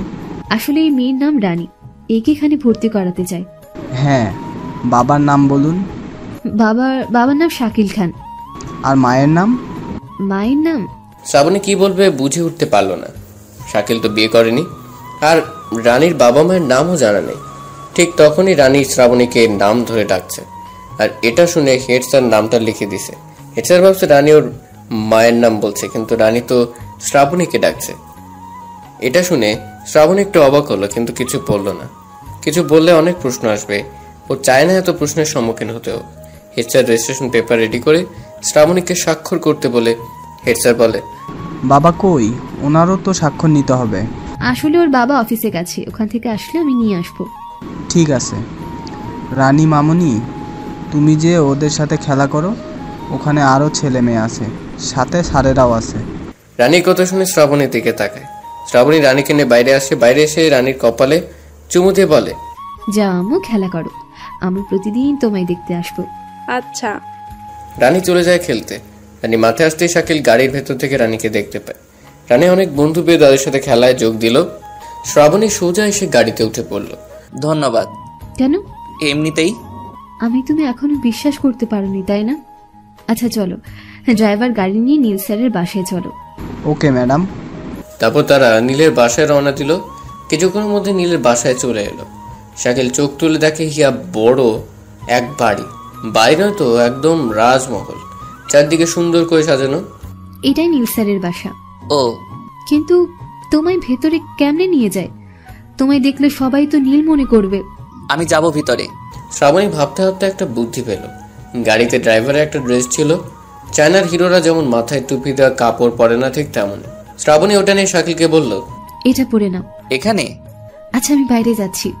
শ্রাবণী গাড়ি থেকে নেমে বাইরে দাঁড়ালো, আর সেই হেড স্যারের কথা মনে হলো। বারবার ভাবতে লাগলো, রানীর বাবা শাকিল হলে আর মা আমি হলে শাকিল আমার কে হয়। মনের মধ্যে সব প্রশ্ন জাগতে লাগলো শ্রাবণীর। কিন্তু আবার ভাবলো, শাকিল তো এখন নীল, নীলের স্ত্রী সন্তান তো শাকিলের হবে, মানে শাকিল তো অন্য কারো। ওসবে মন দিবে না বলে ঠিক করলো শ্রাবণী। কিন্তু মনকে তো আর বালি চাপা দেওয়া যায় না। এসব ভাবতেই শাকিল ভেতর থেকে ডাক দিল। শ্রাবণী গাড়িতে উঠে বসলো, আর জামার সেই টুপিটা মাথার উপর তুলে দিল। এবার কি করব? এই নাও, মাস্কটা পরে নাও। শাকিল মাস্ক পরে নিল। শ্রাবণী নিজেই সানগ্লাস পরে নিল। এখন শাকিলকে দেখলে কেউ সহজে চিনতে পারবে না। কালো জাম্পার গায়ে, জাম্পারের টুপি মাথায়, মুখে মাস্ক আর চোখে সানগ্লাস, একদম অন্য মানুষ হয়ে গেছে। এখন তোমায় দেখে রানীও চিনতে পারবে না। ভালো। চলো ড্রাইভার, তুমি কিন্তু সব জানো, তোমায় বিশ্বাস করি বলে সাথে রেখেছি। ম্যাডাম, আমিও চাই নীল স্যারের খুনির শাস্তি হোক, আর আপনারা নির্ভয়ে থাকতে পারেন। আমার জীবন গেলেও কাউকে বলবো না। শ্রাবণী আর শাকিল গাড়ি থেকে নেমে গেটের সামনে গেল। গেটের সামনে অনেকগুলো দারোয়ান, আর যন্ত্রপাতির অভাব নেই। কার্ড ছাড়া বাসার ভিতরে কেউ যেতে পারে না। যেহেতু শ্রাবণী নীলের অ্যাসিস্ট্যান্ট ছিল, তাই তার কাছে কার্ডও ছিল। কার্ড দেখাতেই তারা পথ ছাড়লো। শ্রাবণী আর শাকিল সামনে এগোতে লাগলো। শাকিল বাড়ির চারপাশে চোখ দিল। চারপাশে গুলি হাতে নিয়ে মানুষ দাঁড়িয়ে আছে, বিভিন্ন ফুলের গাছে ভরপুর। গেট থেকে প্রায় 2 থেকে 3 মিনিট হাঁটলেই বাসার গেট পাওয়া যায়। শ্রাবণী আর শাকিল চলে এলো। কলিং বেল বাজাতে একজন যুবক এসে দরজা খুলে দিল। শ্রাবণীকে চিনতে পারতেই যুবকটা ভেতরে আসতে বলল। শাকিলকে অবস্থায় কেউ চিনতে পারলো না। শাকিল দরজা দিয়ে ঢুকলো। বাইরে থেকে বাড়িটা যত সুন্দর লাগে, ভেতরে তার থেকে বেশি সুন্দর। শাকিল তো চোখ ফেরাতেই পারে না। দামি দামি জিনিসপাতি, সব খেলনা, ফুলের টব, আরো কত কি। শ্রাবণী শাকিলকে নিয়ে নীলের স্ত্রীর কাছে গেল। নীলের স্ত্রীর নাম ছিল জান্নাত। শ্রাবণী তাকে আপু বলে ডাকতো। তো জান্নাত তার ছেলেকে নিয়ে মন মরা হয়ে বসেছিলেন, আর দেয়ালে ঝুলছিল নীলের ফটো। শাকিল আশেপাশে দেখতে দেখতে হঠাৎ ওই ফটোটায় চোখ পড়ে। চোখ পড়তে শাকিল একটু চমকে উঠল। এখন একটুখানি বিশ্বাস হলো শ্রাবণীকে। ও আপু শ্রাবণী, কেমন আছো? তুই? আলহামদুলিল্লাহ ভালো, তুই কেমন আছিস? আমি আলহামদুলিল্লাহ ভালো। এটা কে? আমার বন্ধু, এদিক দিয়ে যাচ্ছিলাম, তাই ভাবলাম তোমাদের সাথে একটু দেখা করে যাই। ভালো, তা চাকরি কি পেলি? কেন? তোর ভাইয়া তো আর নেই, তা তুই কি করবি? ওসব কথা বাদ দাও। আন্টি কই? রুমে দেখ। আচ্ছা শাকিল, আসো। শ্রাবণী শাকিলকে সাথে করে নিয়ে পাশের রুমে চলে গেল। পাশের রুমে এসে দেখে নীলের মা নীলের ফটো নিয়ে কান্না করছিল। শ্রাবণী তাদের সাথেও কথা বলল। এসব দেখে শাকিল পুরো অবাক। শ্রাবণী যা যা বলেছে সব ঠিক। শাকিলের কাছে শ্রাবণীর সব কথা সত্যি বলে মনে হলো। তারপর বিদায় নিয়ে আবার গাড়িতে এসে বসলো। এবার এগুলো খুলো। কি মিস্টার, এবার বিশ্বাস হলো তো? কিন্তু একটা কথা। বলে ফেলো। ওরা অনেক লেখাপড়া জানা মানুষ, আর আমি একদম মূর্খ ছেলে, লেখাপড়ার কিচ্ছু জানি না। সব আমি তোমায় শেখাবো। ড্রাইভার চলো। তার মানে তুই আমার শিক্ষক? সম্মান দিয়ে কথা বলো। ও মা, তাই নাকি? কিন্তু আমি এই তুমি বলতে পারবো না। এসব ভদ্র তদ্র কথা আমার দ্বারাই হবে না। ছোট থেকে তুই বলে আসছি। আচ্ছা, তোমার যা ইচ্ছে তাই বলো। শাকিল আর শ্রাবণী মজা করতে করতে বাসায় এলো। দিন পেরিয়ে সন্ধ্যা বেয়ে আসলো। মাগরিবের আজান দিতেই শ্রাবণী নামাজ পড়ল। তারপর শাকিল নিয়ে পড়তে বসলো। ড্রাইভারকে দিয়ে একটা বই আনিয়েছে, সেটাতেই শাকিলকে পড়াতে শুরু করলো। শাকিলকে নিয়ে টেবিলে বসতে চাইলো, কিন্তু শাকিল বসবে না, কারণ ছোট থেকে সে মাটিতে বসে। আজ হঠাৎ করে কি করে চেয়ার টেবিলে বসবে? শাকিলের কথা অনুযায়ী শ্রাবণীও নিচে বসলো। শাকিল, তুমি কি কি পারো? আমি কিচ্ছু পারি না, শুধু 1-2 পারি। শ্রাবণী এবার শাকিলকে 1-2 বলতে বলল। শাকিল উলট পালট করে 1-2 বলল। এটা শুনে শ্রাবণী হাসতে লাগলো। এত বড় গর্ধব 1-2 পারে না। শাকিল এই কথা শুনে শ্রাবণীর দিকে করুণার দৃষ্টিতে চেয়ে রইল। শ্রাবণী এটা দেখে অনেক মায়া হলো। কেন জানি শ্রাবণীর বুকের ভেতর ধরফর শুরু করলো। সরি, আর বলবো না। তবুও এভাবে তাকিও না। আমি শুনেছি মাস্টারের পড়া পারার জন্য নাকি কত অপমান করে, আর তুই থুক্কু, তুমি তো এইটুকু করলা। আমার দ্বারাই এই তুমি হবে না রে। আচ্ছা, তোকে তুমি বলতে হবে না, আমিও তোকে তুই করেই বলবো, ওকে? কিন্তু মাস্টারকে তো কি ধ্যাত মনে আসছে না। আমি বললাম তো আমায় অত সম্মান দিতে হবে না। আমি আর তুই বন্ধু, ওকে? আচ্ছা নে এবার পড়। শ্রাবণী বই বের করে শাকিলের সামনে দিল। শাকিল ছোট বাচ্চার মতো এক লোক বইয়ের উপর দিল। এটা দেখে শ্রাবণীর হাসি পেলেও তা লুকিয়ে রাখলো। 10টা পর্যন্ত শাকিলকে ক খ শিখালো। শাকিল আর জেগে থাকতে পারছে না, চোখে ঘুম একদম উঠে পড়ে লেগেছে। কিছুতেই তাকিয়ে থাকতে পারে না। শোন, আমি আর তাকিয়ে থাকতে পারছি না, নিন আসছে। আচ্ছা, আজকে আর পড়তে হবে না, চল খেয়ে দিয়ে ঘুমাবি। ছুটি। চুপ, তুই কি ছোট বাচ্চা যে এভাবে ছুটি করে চিল্লাস? আর করবো না। যা। তারপর শ্রাবণী শাকিলকে নিচে নিয়ে এসে রান্নাঘর থেকে খাবার নিয়ে এসে শাকিলকে খাবার দিল। কিন্তু শাকিল কিছুতেই উপরে বসে খাবে না। তাই শ্রাবণী আর জেদ না করে শাকিলের সাথে নিচে বসে খেতে লাগলো। খেতে লেগে শাকিলের রানীর কথা মনে হলো। অন্যদিনে রানীকে আগে খাইয়ে তারপর শাকিল খেত, কিন্তু আজ রানী শাকিলের থেকে অনেক দূরে। ওর জন্য একটু মন খারাপ হলো শাকিলের। কিরে, কি হলো? খাচ্ছিস না কেন? কিছু না। রানীর কথা মনে হচ্ছে, তাই না? ও আমার সাথে বসে খেত, একটু খাবার নিয়ে দুইজন খেতাম। জানি না রানী খাচ্ছে নাকি খাচ্ছে না। চিন্তা করিস না, রানী ওখানে অনেক খুশি থাকবে, খাবারের কোনো চিন্তা নেই। কিন্তু ওকে কখনো চোখের আড়াল করিনি। মন খারাপ করিস না, কালকে তো আবার দেখতে পাবি। শাকিল আর কিছু বললো না, চোখের পানি মুছে নিয়ে খেতে লাগলো। শ্রাবণী শাকিলের দিকে কিছুক্ষণ তাকিয়ে থেকে সেও খেতে লাগলো। খাওয়া দাওয়া শেষ করে শাকিলকে বলল, শোন, তুই এখানে ওই রুমটাই শুয়ে পড়িস। তুই? গাধা, একবারই তুই আর আমি থাকলে অনেকে অনেক কিছু বলবে। কিন্তু আমি আর তুই তো বন্ধু, খারাপ কিছু তো করছি না। তুই বুঝবি না, চুপচাপ শুয়ে পড়, সকালে আবার পড়তে বসতে হবে। তুই যে গাধা বলা যায় না, আবার মাটিতে শুয়ে পড়বি। তো কোথায় শুব? আয় আমার সাথে। শ্রাবণী শাকিলকে নিয়ে গিয়ে একটা রুমে ওকে খাটের উপর শুয়ে দিয়ে শ্রাবণীর বাসায় চলে গেল। শাকিল নীলার কথা ভাবতে ভাবতে ঘুমিয়ে গেল। সকালে উঠে দেখে সূর্য বেরিয়ে গেছে। পাশে হাত দিয়ে দেখে রানীও নাই, রকিও নাই। শাকিল খুব ভয় পেয়ে গেল। একটু পর মনে হলো সে তো আর রেলানের পাশে নেই। কিছুক্ষণ পর শ্রাবণী আসলো আর হাত মুখ ধুতে বলে সে নাস্তা রেডি করলো। তারপর দুজন নাস্তা করে আবার পড়তে বসলো। সকাল 9টা পর্যন্ত পড়লো। এরপর শাকিল রানীর কাছে যেতে চাইল। শ্রাবণী সেই তখনকার মতো আবার শাকিলকে ওসব ড্রেস পরিয়ে দিল যাতে কেউ চিনতে না পারে। এরপর ড্রাইভার কিনে চলে গেল রানী স্কুলে। ওখানে সে দেখে রানী অন্যদের সাথে খেলতেছে। শাকিল, রানীর সামনে যেও না, ওর মন খারাপ হবে। এখন দেখো কত খুশি আছে। বোনের খুশির কথা ভেবে সামনে গেল না। গাড়ি থেকে দেখে আবার চলে এলো। এভাবে দিন কাটতে লাগলো। রাত দিন সমান করে শ্রাবণী শাকিলকে পড়ানো শেখাতে লাগলো আর শাকিলও মন প্রাণ দিয়ে পড়তে লাগলো। 2-3 দিন পর পর রানীকে দেখতে যায় শাকিল। এদিকে শ্রাবণী আস্তে আস্তে শাকিলের প্রতি দুর্বল হতেই থাকে। হাজার নিষেধ করে শ্রাবণীর মন মানে না। বারবার শাকিলকে কাছে চায়, কিন্তু শাকিলের থেকে অনেক দূর। কারণ শাকিল নীলার দেওয়া কষ্ট আর অপমান এখনো ভুলেনি। রাত হলেই তাকে সেই কষ্ট আর অপমানগুলো এসে আঘাত করে। দিন দিন শাকিল আস্তে আস্তে একটু মডার্ন হতে লাগছে। এর পেছনে শ্রাবণীর পোড়া হাত রয়েছে। শ্রাবণী শাকিলকে সব শেখায়, খাবার থেকে জামা কাপড়, কাগজপত্র, বড় বড় লোকদের সাথে কেমনে কথা বলতে হয়, সব একদম নীলের স্টাইল অনুসরণ করে। শ্রাবণী নীলের অ্যাসিস্ট্যান্ট থাকায় নীলের সকল স্টাইল সে জানতো। সে কি করতো, কি না করতো, কার সাথে কেমনে কথা বলতো, সব। আর এসব কিছু শ্রাবণী শাকিলকে শেখালো যাতে সবাই বুঝতে পারে এটাই নীল। শাকিল, তুই হাফ নীল হয়ে গেছিস, এখন নীল স্যারের জায়গায় তুই নিতে পারিস। কিন্তু শ্রাবণী কোনো সমস্যা হলে? সমস্যা হলে আমি তো পাশে আছি, আমি সব সময় তোর পাশে থাকবো, বুঝলি? এবার প্রথমে নীল স্যারের বাসায় চল। কিন্তু নীলের বউ তো আমায়। এই কথা শুনেই শ্রাবণীর মন খারাপ হয়ে গেল। শাকিলকে অন্য কারোর সাথে সে কি করে দেখবে। কি রে, কি হলো? কই কিছু না তো, চল। চল। শাকিলকে নীলের মতো করে জামা কাপড় পরিয়ে দিল আর নীলের বাসায় ফোন করে বলল নীলকে নিয়ে আসছি। নীল ফেরার কথা শুনে নীলের বাসার সবাই খুব অবাক হলো। সবাই ভাবতে লাগলো এটা কি করে সম্ভব। অপেক্ষা করা ছাড়া তাদের কিছু করার নেই, তাই সবাই অপেক্ষা করতে লাগলো। এরপর শ্রাবণী আর শাকিল নীলের বাসার উদ্দেশ্যে রওনা হলো আর কিছুক্ষণের মধ্যে এসে হাজির হলো। এই শোন না। কি? আমার না খুব ভয় করছে। আরে ভিতুরাম, কিচ্ছু হবে না, চল না। আচ্ছা তুই যখন বলছিস। তারপর শাকিল আর শ্রাবণী গাড়ি থেকে নামলো। দাঁড়ান শাকিল দেখে অবাক হলো। অবাক হয়ে স্যালুট করলো আর গেট খুলে দিল। ওরা দুজন চলে গেল। প্রথমে ঢুকতেই নীলের মায়ের সাথে দেখা। ভেতরে আসতেই দেখলো সবাই ড্রয়িং রুমে বসে আছে। শাকিলকে দেখে একদম সেই শখ খেল। সবাই শাকিলকে নীল মনে করলো। সবাই একসাথে প্রশ্ন ছুড়ে মারলো শাকিলের দিকে। বাবা নীল তুই? হ্যাঁ। এই প্রথম কোনো মা শাকিলের শরীরে হাত দিল, মায়ের মমতা দিল, মিষ্টি মতো ডাক শোনালো। নীলের মায়ের স্পর্শ পেয়ে শাকিলের যেন মনে হলো শাকিল তার হারানো মাকে ফিরে পেল।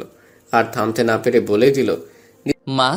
হ্যাঁ বাবা, তুই এতদিন কোথায় ছিলি? আন্টি, নীল এতদিন শহরের বাইরে ছিল।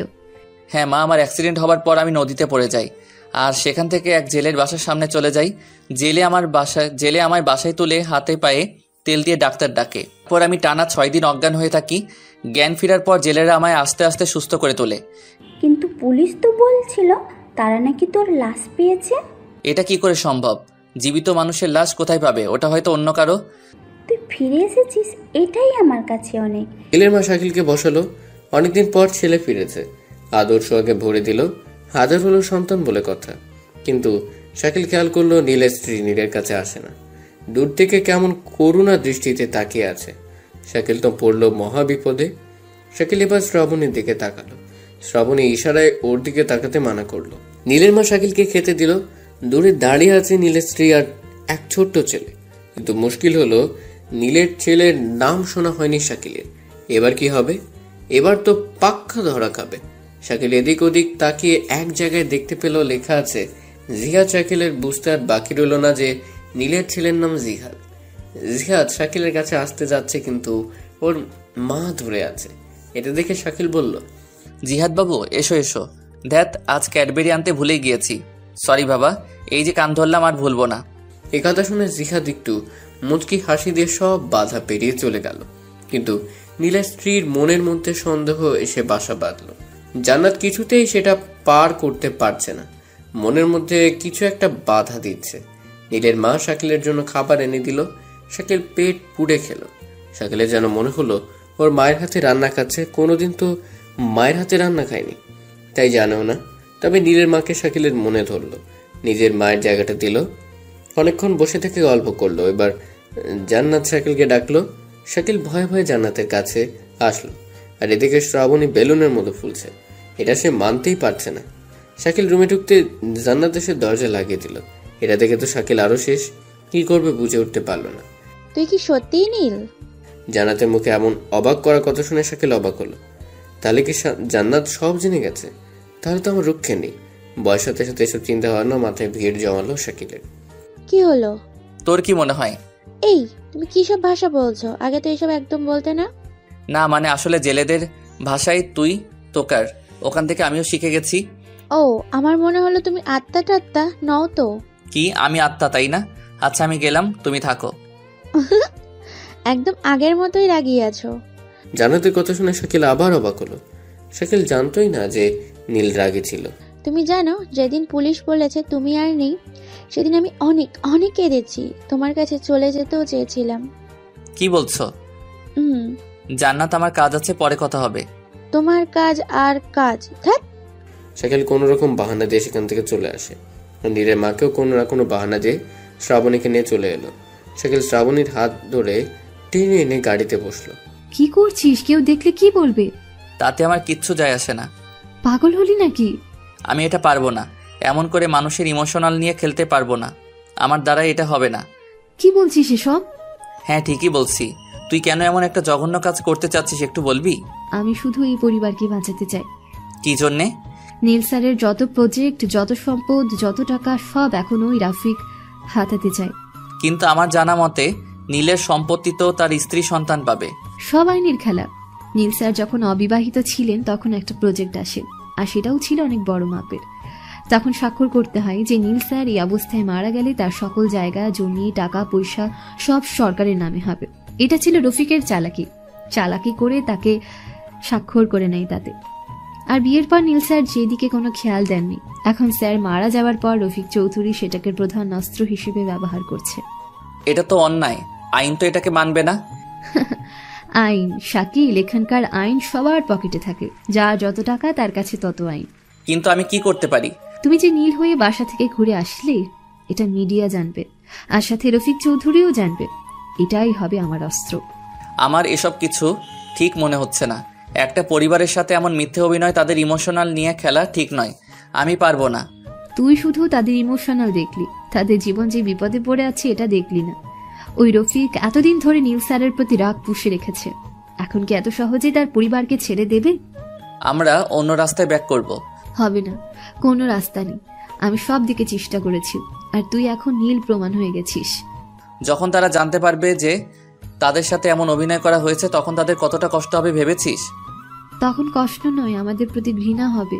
তাই আমি আর তুই ওদের থেকে অনেক দূরে চলে যাব। অন্তত তারা তো সেফ থাকবে। তুই নীলের জন্য কেন এত কিছু করছিস? জীবনে প্রথম কাউকে ভাইয়া বলে ডাকতে পেরেছি। আমার কোনো ভাই ছিল না। আমি জন্ম হওয়ার পর আমার মায়ের একটা অসুখ হয়, আর ডাক্তার বলে আম্মু আর সন্তান নিতে পারবে না, নিতে চেষ্টা করলে মারা যেতে পারে। এই ভয় আর সন্তান নিইনি। ভাই বাবার খুব ইচ্ছে আমার ছোট থেকে। একটা ভাই থাকলে তাকে ভালোবাসতাম, খেলতাম। কিন্তু বড় হয়ে কারণ জানতে পারি। একদিন রাস্তা দিয়ে যাচ্ছিলাম, হঠাৎ কয়েকটা লোক আমায় ঘিরে ধরে। তখন আমি ক্লাস 10-এ পড়ি। আমি ভয়ে একদম কান্না শুরু করে দেই। সেই দিক দিয়ে নীল স্যার যাচ্ছিল। আমার এই অবস্থা দেখে গাড়ি থেকে নেমে আমায় সেই লোকগুলোর হাত থেকে বাঁচায়, আর বলে, বোন তোর আর কিচ্ছু হবে না, আমি আছি। সেদিন আমি খুব খুশি হই। নীল স্যার আমায় আমার বাসায় নিয়ে গিয়ে নামিয়ে দিয়ে আসেন। তারপর প্রায় আমাদের বাসায় যেত। একদিন আমি জানতে পারি স্যারেরও নাকি বোন নেই, তাই আমি ভাইয়া বলে ডাকি। নীল স্যার আমায় বোন বলে মাথায় হাত বুলিয়ে দেয়। আস্তে আস্তে ভাই বোনের সম্পর্ক বেড়ে যায়। আমাদের নিয়ে আসতে চাইছিল নীল স্যারের বাসায়, কিন্তু আমি রাজি হইনি। আমি বলি আজ থেকে 3 বছর পর আমি তোমাদের বাসায় যাব একেবারে। ভাইয়াও রাজি হয়। এসএসসি পাশ করতে আমায় চাকরি দেয় ভাইয়ার অ্যাসিস্ট্যান্ট হিসেবে। আমি স্যার বলেই ডাকতাম। অবশ্য এটার জন্য অনেক বকাও খেয়েছি। কেন? ভাইয়া বলে ডাকতে বলতো, কিন্তু আমি অফিসে স্যার বলতাম আর বাইরে ভাইয়া। আজ 3 বছর পূর্ণ হতে চলল, কিন্তু সে ভাইয়া আর রইল না। তাই আমি তার পরিবারকে সেফ রাখতে চাই। ড্রাইভার চলো। শ্রাবণীর বলাতে ড্রাইভার গাড়ি স্টার্ট দিল আর গাড়ি তার নিজ গতিতে চলতে লাগলো। শাকিল ভাবনার জগতে হারিয়ে গেল। তার মাথায় একটা কথা ঘুরপাক খাচ্ছে, সে যা করছে এটা কি ঠিক করছে নাকি অন্যায় করছে? এই একটা প্রশ্নের উত্তর খুঁজে পাচ্ছে না শাকিল। শ্রাবণী গাড়ির সিটে হেলান দিয়ে শাকিলের চিন্তা মাখা মুখখানি দেখছে আর মনে মনে হাসছে। গাড়ি কিছু দূর যাওয়ার পর হঠাৎ ব্রেক করলো, যার ফলে শাকিল আর শ্রাবণী দুজনে খুব জোরে চমকে গেল। এত জোরে থামালে কেন? ম্যাডাম, সামনে কয়েকটা লোক হাতে অস্ত্র নিয়ে দাঁড়িয়ে আছে। কি বলছো কি? নিশ্চয়ই ওরা শাকিলের জন্য এসেছে। তাই হবে হয়তো। সামনে তো আর এগোনো যাবে না। শাকিল, তুই একদম গাড়ি থেকে নামবি না। এতে আমার যা কিছু হবে হোক, তুই নামবি না। ও কিন্তু কেন? আরে যা বলছি তাই করবি। এ কথা বলে শ্রাবণী গাড়ি থেকে নেমে গ্লাস লাগিয়ে দিল। শাকিল কিছু না ভেবে নিচের দিকে মাথা করে বসে রইল। কে তোমরা আর এভাবে পথ আটকে দাঁড়িয়ে আছো কেন? হ্যালো ম্যাম, কি খবর? শ্রাবণী এক পা করে ওই লোকের কাছে গেল। শ্রাবণী তাকেই তো ভয় পেয়ে গেল। রাসেল কেন এখানে? রাসেল মানে রফিক চৌধুরীর চেলা, যে মাঝে মধ্যে শ্রাবণীকে নোংরা নোংরা কথা বলে বিয়ে করতে চায় ইত্যাদি। রাসেল তুই? ঠিক চিনেছিস জানেমান। আমি না বুঝতে পারি না, আমাদের মাঝে এত মিল থাকা সত্ত্বেও তুই কেন আমায় বিয়ে করতে রাজি হোস না? কারণ তুই একটা নোংরা ছেলে। আরে রাখ তোর নোংরা ছেলে। পৃথিবীতে সবাই নোংরা, তবে সেটা কেউ সবার সামনে প্রকাশ করে আর কেউ আড়ালে করে। তুই আড়াল করে দেখা দেখি। পারলে আমায় বিয়ে করবি তো? বাজে কথা বাদ দে, আগে বল পথ আটকেছিস কেন? সেটাই ভালো। শুনলাম তুই নাকি তোর নীল ভাইকে বের করছিস, আবার ওর বাসায় নাকি গেছিলি। হ্যাঁ গিয়েছিলাম তো। তোর কি সমস্যা? তোর মাথায় মনে হয় পুরোই গেছে। নীলকে তুই পাবি কোথায়? ও তো কি? ও কি? বল ও কি? না কিছু না, বল। অনেকক্ষণ হলো শাকিল গাড়িতে একা একা বসে আছে, কিন্তু এখনো শ্রাবণীর আসার কোনো নাম কথাই নেই। মাথা তুলতেই সামনে চোখ পড়ল আর দেখলো শ্রাবণীর হাত ধরে একটা ছেলে টানাটানি করছে, আর তার পাশে বেশ কয়েকজন গুন্ডা দাঁড়িয়ে আছে। এটা দেখে শাকিল আর থাকতে পারলো না। সামনে কার দরজা খুলে শাকিল বের হলো, আর তখন শাকিলের কানে আসলো, চলো সোনা, আজ তোর সাথে বাসর করব। ছাড় আমায়, ছাড় বলছি। এই তোরা কি দেখছিস? হাত পা বেঁধে গাড়িতে ওঠা। কেন? আরে ভাই এত তারা কিসের? গাড়ি তো আমারও আছে।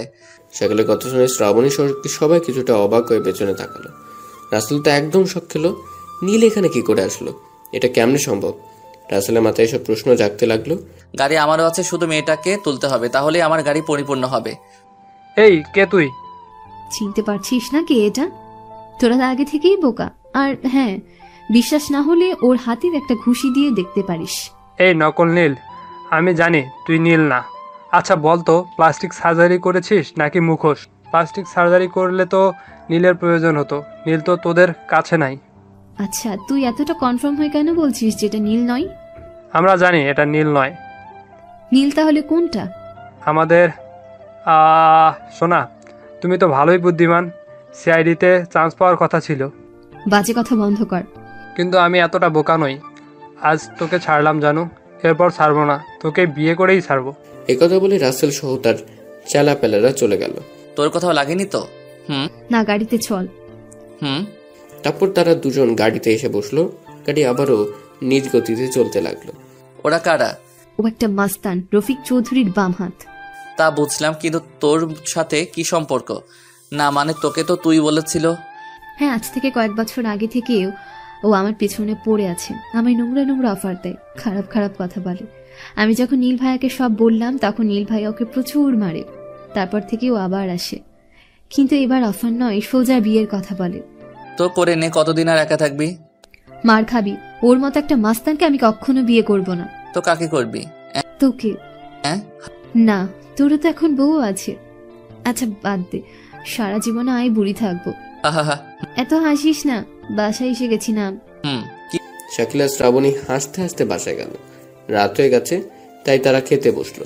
আমার মাথায় একটা জিনিস কিছুতেই ঢুকছে না। কি সেটা? রাসেল এত জোর দিয়ে কি করে বলছে যে তুই নকল নীল? ও কেমনে জানলো? কেউ হয়তো বলে দিচ্ছে তাই। ও একটু মাথা খাটা। তুই যে শাকিল নীল নয় এটা আমি আর তুই ছাড়া কেউ জানে না। রাসেল কেমনে জানলো? তাই তো। ওর কথা শুনে মনে হচ্ছে নীলকে দেখেছে, তাই এত জোর দিয়ে বলতে পারছে। তার মানে নীল বেঁচে আছে? হতেও পারে আবার নাও হতে পারে। কিন্তু কি করে জানবি? সেটাই বুঝতে পারছি না। এসব ভাবতে হঠাৎ শ্রাবণের ফোন বেজে ওঠে। শ্রাবণ ফোন হাতে নিয়ে একটু সরে যায়। শাকিলের মাথায় সবকিছু যেন ঘুরতেছে, কিছুই বুঝতে পারছে না। একবার ভাবছে সে এসব করবে না, আবার ভাবছে এসবের একটা সমাধান না নিয়ে চলে যাওয়া ঠিক হবে না। শাকিল এখন দুশ্চিন্তায় পড়ে গেল, কি করবে সে? শাকিল বল। নীল স্যারের নামে যে লাশটা আছে ওটা অ্যাক্সিডেন্টের মরা লাশ নয়, ওটা পানিতে ডুবে মরা লাশ। তবে মুখটা এমন ভাবে পিষে দেওয়া হয়েছে যে মুখটা চেনা মুশকিল। খুব অবাক করার বিষয়। আমার জানা মতে নদীর পাড়ে অ্যাক্সিডেন্ট হলে তো ওখানেই পড়ে থাকবে, সেই নদীতে কি করে ডুবে মরবে? আর একটা কথা, লাশের মুখ ছাড়া অন্য কোথাও কোনো চিহ্ন পাওয়া যায়নি। অ্যাক্সিডেন্ট করছে অথচ কোথাও কাটিনি, এটা কেমন করে হতে পারে? আর নীলের গাড়ি তো বেঁকে বুকে একদম শেষ হয়েছিল, তাই না? ওই গাড়ি ঠিক করার মতো কোনো উপায় ছিল না। গাড়ি এতটা আঘাত পেল অথচ যে গাড়ি চালাচ্ছিল তার একটা আচরও লাগলো না। সেটাই তো ভাবছি। কিন্তু এসব তোকে কে বললো? নীল ভাইয়ার লাশ দেখে আমার সন্দেহ হয়েছিল, তাই আমি মর্গ থেকে লাশটা সরিয়ে আমি অন্য একটা ল্যাবে রাখি। ভালো করছিস, এখন শুধু মুখটা চেনা গেলেই হতো। মুখটা খুব বাজেভাবে পিষে দেওয়া হয়েছে। যে এসব করছে সে খুব ভালো করে জানতো যে মুখটা ভালো রাখলে ধরা পড়ার সম্ভাবনা আছে, তাই এসব ওই রফিক চৌধুরী করেনি তো? নীল যদি বেঁচে থাকে তাহলে আমাদের হাতে সময় খুব কম। একটাই রাস্তা আছে, আর সেটা হলো রাসেল। রাসেল এমনিতেই তোর প্রতি দুর্বল, আর এটাই আমাদের প্রধান অস্ত্র। কি বলছিস? তুই ওকে কোথায় ফাঁকা জায়গায় ডাক কথা বলার জন্য। কিন্তু আসবে তো? সেটা তোর ডাকার উপর নির্ভর করবে। আচ্ছা, চেষ্টা করব। একবার যখন এই পথে পা দিয়েই ফেলেছি তখন এর শিকড় পর্যন্ত টেনে তুলব। তারপর শ্রাবণী রাসেলের নাম্বার জোগাড় করে ওর কাছে ফোন করে আর মধুসূরে রাসেলকে ফাঁদে ফেলার চেষ্টা করে। রাসেল ফাঁদে পড়েও যায়। শ্রাবণীর কথায় রাসেল রাজি হয়। শ্রাবণী রাসেলকে একটা ফাঁকা বাসায় দিয়ে সেখানে আসতে বলে। রাত ঠিক 10টার সময় রাসেল চলে আসে। শ্রাবণীকে রাসেলের কাছে পাঠিয়ে শাকিল আড়ালে লুকিয়ে থাকে। শাকিলের কথা অনুযায়ী শ্রাবণী রাসেলকে ড্রিঙ্ক করতে বলে, কিন্তু বেশি পরিমাণ করাতে পারে না শ্রাবণী। উপায় না পেয়ে শাকিল সরাসরি যে রাসেলকে ধরে 2-4 ঘুষি। তাড়াহুড়ো করে শ্রাবণী রসা দিয়ে রাসেলের হাত পা বেঁধে ফেলে। রাসেল, বাঁচতে চাইলে আমি যা যা বলবো তার সঠিক উত্তর দিবি। এই, তুই কি ভেবেছিস নীলের চেয়ার তৈরি করে ওর সব সম্পত্তি হাসিল করবি? এটা কখনোই হবে না। নীলের সব সম্পত্তি আমার হাসিল করব। ওর পরিবারকে মাটির সাথে মিশিয়ে দেব। ওর বউয়ের প্রতিদান নামে পরিচিত পাবে। এটা বলেই রাসেল ভিলেনি হাসি দেয়। শাকিল এটা দেখেই মারে এক থাপ্পড়। বল, নীল কোথায়? নীল তোর মারা গেছে, ওর লাশ মর্গে আছে। ওই গল্প বাদ দে, ওটা নীলের লাশ নয়। আর আমার জানা মতে নীল বেঁচে আছে। বল, নীল কোথায়? নীলকে আমরা মেরে ফেলেছি। না না না না, ও অ্যাক্সিডেন্টে মারা গেছে। না না, ওকে কেউ মেরে ফেলেছে। রাসেল একবার এক এক কথা বলছে আর ভিলেনের মতো হেসেই যাচ্ছে। এটা দেখে শাকিলের খুব রাগ হলো। নাক বরাবর দিল এক ঘুষি। রাসেল ব্যথায় কাতরাচ্ছে, তবুও সত্যি কথা বের করছে না। শাকিল, এ তো সত্যি কথা বলছেই না। এখন কি করবি? কি আর করব, আমাদের সত্যিটা যখন জেনেই ফেলেছে তখন একে বাঁচাতে দেওয়া যাবে না, একে উপরে পাঠাতে হবে। আমায় মারলে তোরা সত্যি কোনোদিন জানতে পারবি না। এই কথা শুনে শ্রাবণী পাশ থেকে টেস্টার মারতুল নিয়ে এসে রাসেলের হাত বরাবর ঢুকিয়ে দিল, পুরো হিন্দি সিনেমার মতো। শাকিল এটা দেখে তো খুব অবাক হলো। শ্রাবণী জোরে ঠেসে ধরে বলল, এবার বলবি নাকি মরবি? না, বলবো না। তাহলে এবার মর। শ্রাবণী আরো জোরে শ্বাস দিল, তবু কিছুতেই রাসেল সত্যি কথা বলে না। এবার শাকিল আর শ্রাবণী একটা ঘরে রাসেলের হাত পা বেঁধে ফেলে চলে আসে। সেখান থেকে সে রুমে ঢুকতেই শ্রাবণীর ফোনে কল আসে। শ্রাবণী কথা বলে জানতে পারে সেই প্রজেক্টে কাজ শুরু করতে হবে। কে ছিল? শাকিল, এখন তোর আসল পরীক্ষা শুরু। তোকে ঠিক যেভাবে যেভাবে শিখিয়েছি তুই সেভাবে সেভাবে কাজ করবি। মনে রাখবি, এদিক ওদিক হলেই কিন্তু ধরা খাবি, তখন কেসটা অন্যদিকে ঘুরে যাবে। আচ্ছা। অফিস থেকে ফোন, সে প্রজেক্ট আবার চালু করতে হবে, ঠিক নীল ভাইয়ার প্ল্যান অনুযায়ী। সব মনে আছে? নীলের স্বাক্ষরও কিন্তু আমি শিখিয়েছি তোকে। মনে আছে। এরপর তার অফিসে চলে গেল। ঠিক নীলের মতো করে শাকিল এন্ট্রি নিল। সবার চোখে সন্দেহের জাল দেখাচ্ছিল। কিন্তু শাকিলকে নীলের মতো অফিসে ঢুকতে দেখে কেউ কেউ বিশ্বাস করতে বাধ্য হলো। ম্যানেজার এসে একটা স্বাক্ষর করতে বলল। শাকিল কলম বের করে স্বাক্ষর করে দিল, তারপর বাদ বাকি কাজ করে বাসায় চলে এলো। এভাবে দিন যায়। শাকিল আর শ্রাবণী কঠোর পরিশ্রম করে নীলকে খুঁজে বের করতে, কিন্তু কোনো সূত্র হাতে পায় না। এদিকে রাসেলও মুখ খুলে না। অনেক মারধর করার পর শুধু এটুকু জানতে পারলো যে নীল এখনো বেঁচে আছে, কিন্তু কোথায় আছে এটা বলে না। তারা পড়ল এক মহা বিপদে। রফিক চৌধুরী জান প্রাণ দিয়ে চেষ্টা চালাচ্ছে শাকিলকে নকল নীল প্রমাণ করতে। শাকিল আর শ্রাবণী বেশি দিন রফিকের সাথে এমন যুদ্ধ করে টিকতে পারবে না। তার আগে যে করে হোক নীলকে খুঁজে বের করতে হবে। দিন রাত সমান করে খুঁজে নীলের ফোন ট্যাগ করে, লোকেশন ট্যাগ করে, কিন্তু কোনোটাই কাজে আসে না। অনেকক্ষণ চেষ্টা চালায় কিন্তু কোনো প্রমাণ পায় না। ক্লান্ত হয়ে পড়ে শাকিল। শ্রাবণী নীলের বাসায় যাবার জন্য বলে। শাকিল শ্রাবণীকেও সাথে করে নিতে চায়। এরপর সোজা নীলের বাসায় যায়। নীলের স্ত্রীর সাথে শাকিল বেশ ফ্রি হয়ে যায়, কিন্তু নীলের বউ জান্নাত তার স্বামী ভেবে সম্মান, আদর, ভালোবাসা সব দিতে লাগে। আজ 3 দিন হলো শাকিল নীলের বাসায় যে ওদের সাথে দেখা করে আবার চলে আসে। নীলের মাও কোনো রকম সন্দেহ করে না, নীলের বউ তো নই। 3 দিন পর যখন শাকিল নীলের বাসায় আসলো, তখন জান্নাত জেদ করলো আজকে ওর সাথে বাসায় থাকতে হবে। কিন্তু এটা তো নীল নয়, এটা তো শাকিল। শ্রাবণী শাকিলকে বারবার বারণ করছে। আজ 3 দিন হলো তুমি ফিরে এসেছো, অথচ আমার একটুও সময় দিচ্ছ না। আরে পাগলি, জানোই তো অনেক ব্যস্ত আছি। অফিসের কাজ, তার সাথে কারা নীলকে মারতে এসেছিল এটাও তো জানতে হবে। নীল কে মানে? তুমিই তো নীল। আরে সিনেমার স্টাইলে বললাম। ও, এসে থেকেই 2 ভাই বোন, শুধু কাজ আর কাজ। বাসায় যে কিছু কাজ থাকে তার দিকে কোনো খেয়ালই নেই। বাসায় কাজ করার অনেক সময় আছে, কয়েকটা দিন আমায় বাইরে থাকতে হবে। তুমি তো আগে এমন ছিলে না, যতই কাজ থাকুক সব ফেলে আমায় সময় দিতে। আর এখন দেখো, তখন আমার কোনো চিন্তা ছিল না, আমার চোখে তো কোনো শত্রু ধরা ছিল না, কিন্তু এখন আমায় মারতে চেয়েছে। এখন অনেক কাজ আমার। তখন থেকে তুমিই বলে যাচ্ছ মারতে চেয়েছো। তোমায় কে মেরেছে? তোমায় তো অ্যাক্সিডেন্ট হয়েছিল। সেটাই আমায় জানতে হবে। কিন্তু প্লিজ আর কয়টা দিন প্লিজ। ওকে যাও। বাবুর খেয়াল রেখো ভাই। কোন রকমকে জান্নাতকে বুঝিয়ে সুঝিয়ে চলে আসে শাকিল, কিন্তু শাকিলের মনে একটা ভয় কুড়ে কুড়ে খাচ্ছিল। যখন জানতে পারবে আমি ওর নীল নই, আমি শাকিল, তখন কতটা কষ্ট পাবে নীলের মা। শাকিল এমন একটা পরিবার পেয়ে নিজের পরিচয় ভুলে যায়। ভেবে না সেই পরিবারের একজন, এই বাড়ির একজন ছেলে। নীলের মা তারও মা, কিন্তু সেই ভয়টা বারবার তাকে কষ্ট দিচ্ছে। মন খারাপ করে বাসায় আসে। তখন থেকে দেখছি তোর মন খারাপ। কি হয়েছে বলতো? না কিছু না। আপুর কাছ থেকে আসার পর থেকে দেখছি তোর মন খারাপ। আপু কি কিছু বলেছে? শ্রাবণী, আর কতদিন এভাবে অন্যের মন নিয়ে খেলতে হবে? আমি আর পারছি না। শাকিল, আর বেশি দিন না, শুধু একবার নীল ভাইয়াকে খুঁজে বের করি, তারপর সব ঠিক হয়ে যাবে। আমাকে ওরা মাফ করবে? আমি না ওই পরিবারকে নিজের ভেবে নিয়েছি। জীবনে কোনোদিন মায়ের আদর পাইনি, কিন্তু ওই পরিবারে যে পেয়েছি। নীল ভাইয়াকে পেলে সবাই আমাদের ক্ষমা করে দেবে, তুই একদম চিন্তা করিস না। এভাবে শ্রাবণী শাকিলকে সান্ত্বনা দিয়ে রাতের খাবার বেড়ে দিয়ে শ্রাবণী তার নিজ বাসায় চলে যায়। শাকিল খাওয়া দাওয়া করে রুমে আসে। বালিশে মাথা দিয়ে দিয়ে তার পুরোনো দিনের কথা মনে পড়ে যায়। তার মধ্যে থাকে নীলার কথা মনে হতে শাকিলের চোখ দিয়ে পানি পড়ে যায়। খুব ভালোবাসতো তাকে, কিন্তু টোকাই হওয়াতে সে তাকে আর তার ভালোবাসাকে অপমান করে তাড়িয়ে দেয়। নীলার প্রতি একরকম রাগ হয়ে যায় শাকিলের। সে তার কাছে প্রতিশোধ নিতে চায়, তার মন ভাঙার প্রতিশোধ। পরের দিন শ্রাবণীকে শাকিল সব বলে। নীলার সাথে ঘটে যাওয়া সব ঘটনা শ্রাবণীকে বলে। শ্রাবণী সব শোনার পর তার মাথার উপর আকাশ ভেঙে পড়ে। নিজের অজান্তেই শাকিলকে সে ভালোবেসে ফেলে, কিন্তু আজ জানতে পারলো শাকিলের মনে অনেক আগে থেকে একজন ঘর বেঁধে আছে। শ্রাবণী নিজের কষ্টকে আড়াল করে শাকিলকে সান্ত্বনা দেয়। নীলা এটা ঠিক করেনি। ভালোবাসা রং, টাকা পয়সা এসব দেখে হয় না, মন দেখে হয়। আমি তাকে খুব ভালোবাসতাম, জীবন দিয়ে তাকে ভালোবাসতাম, কিন্তু সে আমায় সহ আমার ভালোবাসাকে অপমান করছে। কি করতে যাচ্ছিস তুই? তোর কণ্ঠ এমন হলো কেন? আমি ওর সাথে দেখা করব, ওর মুখে টাকা পয়সা ছুঁড়ে মারবো। যেই টাকার জন্য আমার ভালোবাসাকে অপমান করছে, আজ আমি সেই টাকার উপর থাকি, এটা তাকে দেখাতে চাই। কিন্তু শাকিল, সাবধান, তুই ভুলে যাস না তুই এখন নীল হয়ে আছিস। রাজশাহীতে কেউ ঢাকার নীলকে চিনবে না, তুই চিন্তা করিস না। আমি কি যাব? না, তুই এই দিকটা সামলা। আচ্ছা, তবে কয়েকজন গার্ডকে নিয়ে যা। এরপর শাকিল BMW X1 কারটা নিয়ে রওনা হলো। কয়েক মাস পর সেই চিরচেনা শহরে প্রবেশ করলো। এরপর কি হলো সেটা তো আপনারা জানেন।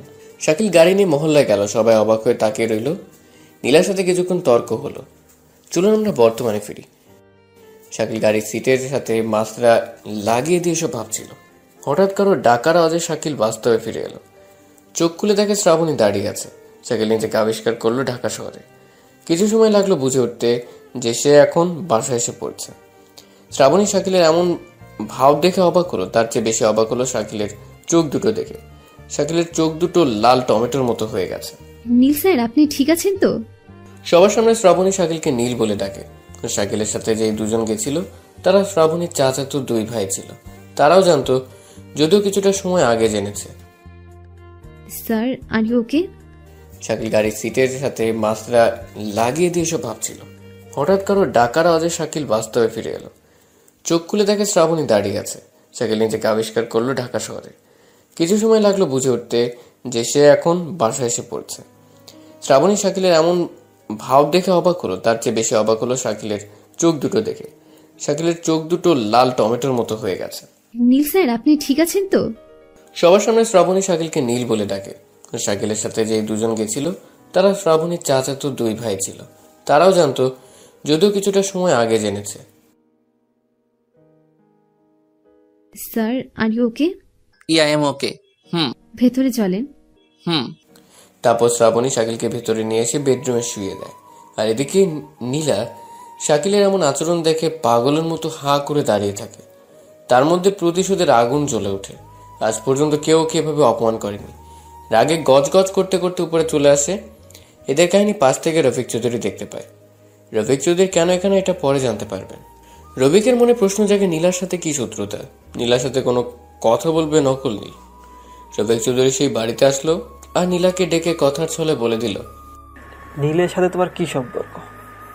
না মানে নীলকে তুমি কেমন করেছিল? এই নীলকে? আর কার কথা বলছেন? না আসলে ওর সাথে কথা বলে তো তাই বললাম আর কি। নীল নাম তো প্রথম শুনলাম, আর কার সাথে কথা বললাম?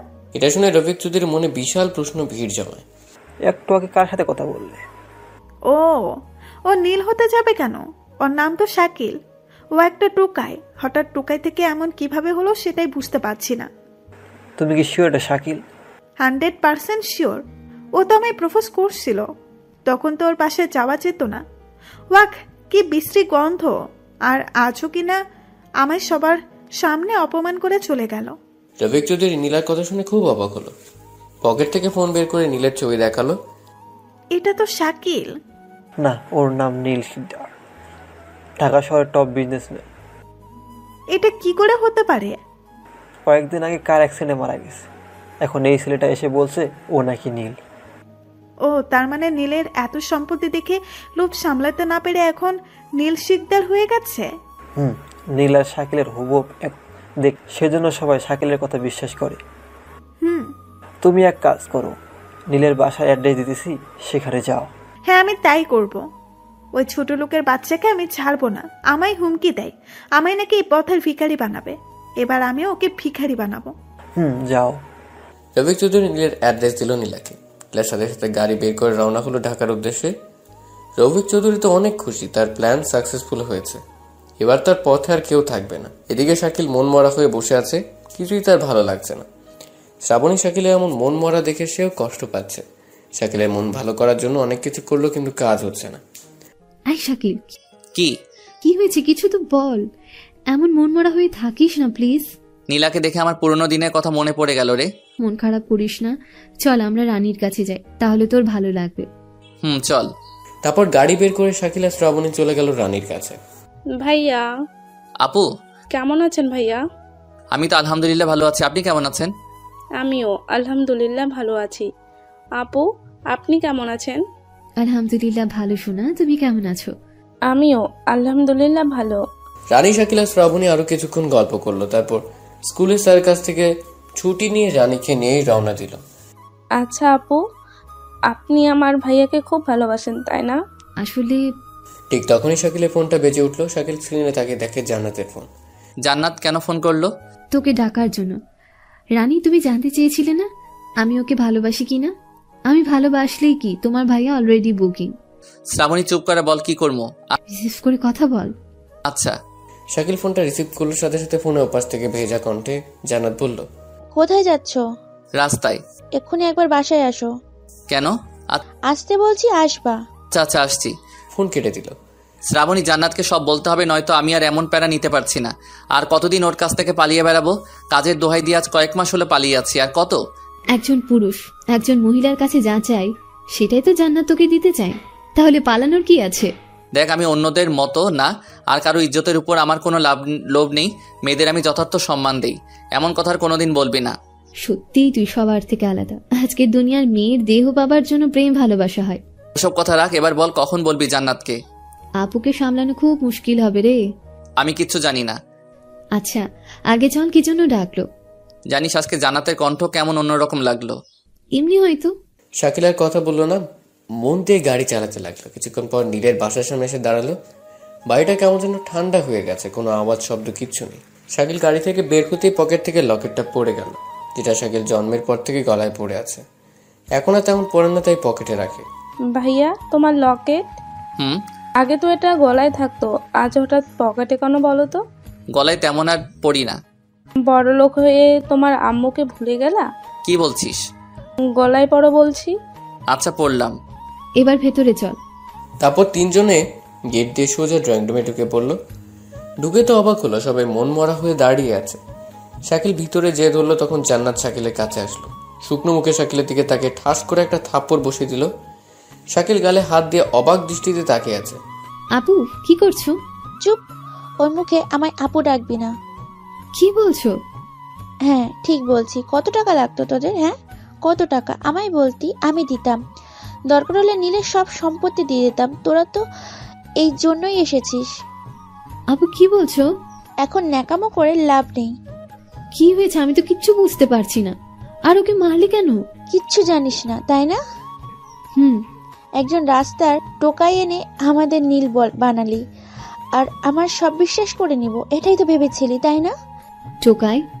এই আমার সামনে দাঁড়িয়ে আছে নকল নীল, শাকিল খান, একজন টোকাই। আর আমাদের এগুলো সম্পত্তির লোভ সামলাতে না পেরে তোরা দুজন এমন জঘন্য কাজে নেমে পড়েছিস।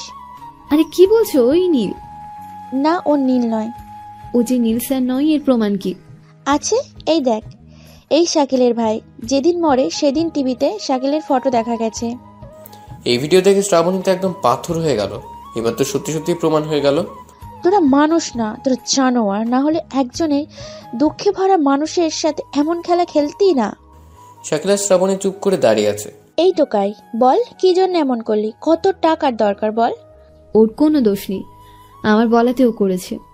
তোরা তো ভালোই অভিনয় করতে পারিস। বাহ বাহ, লোকে বলে পর কোনোদিন আপন হয় না, আজ এই কথার মানে বুঝলাম।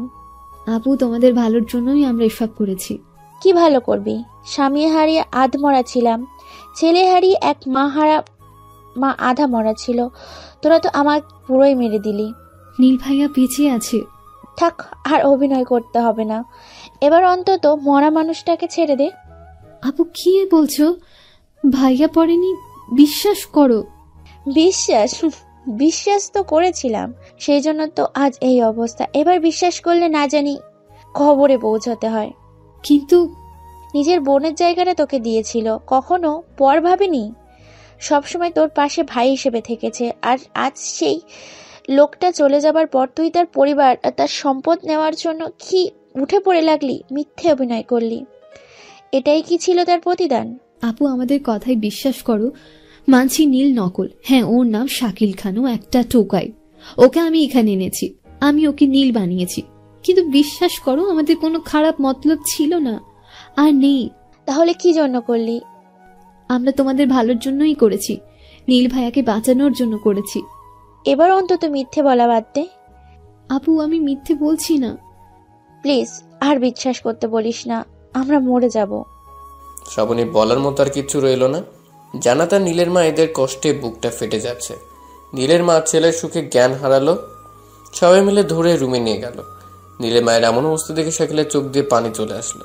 শাকিল কোনোদিন মায়ের আদর পায়নি, প্রথম পেয়েছে এই মানুষটার আদর। এই মানুষটাকে প্রথম মা বলে ডেকেছে। শাকিল নীলের মায়ের কাছে যাবে এমন সময় জান্নাত পথ আটকালো। থামেন, আপনি আমার মাকে ছোবেন না। আজ আপনার জন্য আমার এই অবস্থা। আমার জন্য? হ্যাঁ আপনার জন্য। আপনি এখানে থাকলে হয়তো সে আর বাঁচবে না, সাথে আমরাও। তাই হাত জোর করে বলছি চলে যান, প্লিজ চলে যান, আপনার পায়ে ধরছি। শাকিলা কিছু বলল না।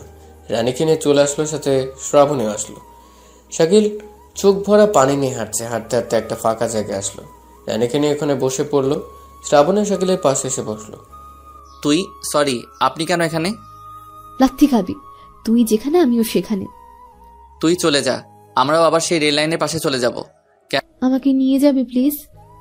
কেন? আমি তোকে ছাড়া বাঁচবো না, আমিও তোর সাথে থাকবো, প্লিজ নিয়ে চল। না, আমি একজন টোকাই, আর আমার সাথে গেলে তোর সব সুখ হারিয়ে যাবে। তার চেয়ে বরং তুই এখানেই থাক। এখানে থাকলে আমি তিলে তিলে মরে যাব। যাদের আপন ভেবেছিলাম তারাই তো বুঝলো না। তোর বাবা মার কাছে যা। অত কিছু জানি না, আমি তোর সাথেই থাকবো। জেদ করিস না। আমি জানি তুই নীলকে ভালোবাসিস, আমি জানি তুই নীলাকে ভালোবাসিস, তাই হয়তো আমায় তোদের মধ্যে নিতে চাস না। আমি কথা দিচ্ছি আমি তোদের মাঝে কোনো বাধা হয়ে দাঁড়াবো না। ওকে আমি ঘৃণা করি, ওর মতো মেয়ে ভালোবাসা মানে টাকা বুঝে। শাকিল আর শ্রাবণী এমন করে কথা বলছিল, হঠাৎ শাকিলের ফোন বেজে উঠলো। হ্যালো মিস্টার নকল নীল। কে বলছেন? নীল চিনলেন না? কয়েক ঘন্টা আগে তো হুমকি দিয়ে গেলেন। নীলা? বাহ, ভালোই তো চিনেছেন। বেঈমানকে কখনো ভুলতে নেই। তা আমায় তো বললেন আমায় নাকি পথের ভিখারি বানাবেন, এখন তো তুই পথের ভিখারি। 1 ঘন্টার মধ্যে আসল নীল নকল নীল সব শেষ। শাকিল কথা না বলে ফোন কেটে দিল। কি বললো? আমি একটা জিনিস কিছুতেই বুঝতে পারছি না, নীলা কেমনে জানলো আমি এখানে নীল হয়ে আছি, আর অ্যাড্রেস কেমনে পেলো? তাই তো কোনো খবরও তো তোর কথা লেখা নেই, আমি বারণ করেছি। নিশ্চয়ই এতে নীলের আশেপাশের কারো হাত আছে। আচ্ছা শ্রাবণী, নীলের সকল শত্রুর পরিবারের পিক দেখাতে পারবি, মানে ডিটেলস? প্রথম রফিক চৌধুরী, তাকে এখানেই পরিবার বলতে কেউ নেই। মানে রফিক একাই থাকে। পরিবার বলতে তো কেউ না কেউ অবশ্যই আছে। তুই আমার জানা মতে নেই। তুই ভালো করে খোঁজ নে তো। আচ্ছা দাঁড়া, আমি রফিকের পিএ কে ফোন করি, আগের প্রজেক্ট নিয়ে কথা হতো। আচ্ছা। শ্রাবণী রফিকের পিএর সাথে কথা বলে।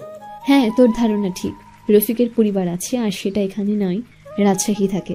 রাজশাহীতে?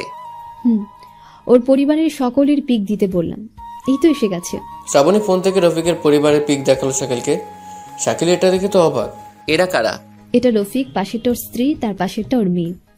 নীলা? এটাই নীলা। হ্যাঁ, তার মানে নীলা রফিকের মেয়ে, আর এস রফিকের প্ল্যান। নীলার পাশে এই ছেলেটাকে?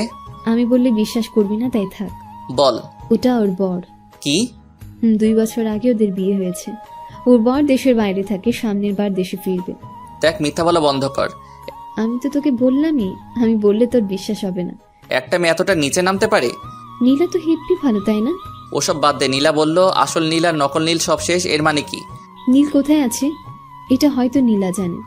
রাইট, এক কাজ কর, ট্যাব বের করে নীলার লোকেশন ট্যাগ কর। 1 মিনিট। শ্রাবণী ল্যাপটপ বের করে নীলার নাম্বার থেকে নীলার লোকেশন বের করলো, আর তা অনুযায়ী সামনে এগোতে লাগলো। রানীকে শ্রাবণীর বাসায় রেখে আসলো। আস্তে আস্তে শাকিল আর শ্রাবণী এমন জায়গায় এসে পড়লো যেটা দেখে শ্রাবণী খুব অবাক হলো। শাকিল, এটা তো নীল স্যারের পুরনো ফ্যাক্টরি। মানে? অনেকদিন আগে এটা বন্ধ হয়ে গেছে। নীল ভাই এখানে কাউকে আসতে দিত না। কেন? একবার এখানে এক শ্রমিক এসেছিল আর এক বিষাক্ত সাপের কামড়ে দেয়, তখন লোকটা মারা যায়। তারপর থেকে এখানে সবাইকে আসতে নিষেধ করা হয়েছে। কিন্তু নীলা এখানে কি করছে? ভেতরে চল, তাহলেই দেখতে পাবি। তারপর শাকিল আর শ্রাবণী আস্তে আস্তে ভেতরে প্রবেশ করলো। মাঝখানে আসতে হঠাৎ করে চারপাশ থেকে ঘিরে ধরা অনেক গুন্ডা। সামনে থেকে হাসতে হাসতে বেরিয়ে আসে রফিক চৌধুরী আর তার মেয়ে নীলা। ভেবেছিলাম পোশাকের সাথে সাথে তোর বুদ্ধিটাও পাল্টে গেছে, কিন্তু এখন তো দেখছি একদম আগের মতোই বোকা আছিস। কি বলতে চাস তুই? তুই হয়তো ভেবেছিস সেখানে তোর নিজের বুদ্ধিতেই আসছিস, কিন্তু এটা একদম ভুল ধারণা। আমরা তোকে এখানে আনছি। আমাদের প্ল্যান অনুযায়ী নীলা তাকে ফোন করে, তার সাথে কথা বলে, তার হাতে একটি রাস্তা তুলে দেয়, আর তুই বোকার মতো সেই রাস্তা ধরে মৃত্যুর মুখে হাজির হলি। মানে? জন্ম মৃত্যু আল্লাহর হাতে, আজ কার মৃত্যু আছে সেটা একমাত্র আল্লাহ জানে। আজ তোর মৃত্যু আমার হাতে, তার সাথে তোর শ্যাম চেহারার অধিকারীও। নীল কোথায়? মারেনি, কারণ ওকে মারে আমাদের কি লাভ, বরং আমাদের হাতে থাকলে লাভ। তাই না মেরেই সবার কাছে নিয়ে দিছি, শুধু একটা স্বাক্ষরের অপেক্ষা। স্বাক্ষর কি করবি? নেওয়া কমপ্লিট। এখন নীল সিদ্ধারের সব সম্পদের মালিক আমি। এবার তোকে ছেড়ে দে। ছাড়লে কেমন হবে? তোরা তো আমার সব রূপ দেখে ফেলছিস। তোদের তো ছাড়া যাবে না। কি করতে চাচ্ছিস তুই? ফোন।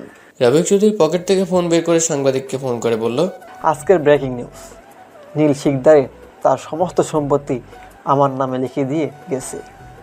এই কাগজপত্র সব আমার কাছে। ফোন কেটে দিল। বস, আপনার মাথায় এত বুদ্ধি? আমায় তো মেরেই ফেলবেন, তার আগে আমায় একটা অটোগ্রাফ দিবেন প্লিজ প্লিজ, তাহলে আমি ধন্য হব। হ্যাঁ অবশ্যই। শাকিল একটা কাগজ নিয়ে রফিকের সামনে ধরলো আর রফিক চৌধুরী কলম বের করে তাদের স্বাক্ষর করে দিল। আপনি কত মহান। হেসে নে, মন খুলে হেসে নে।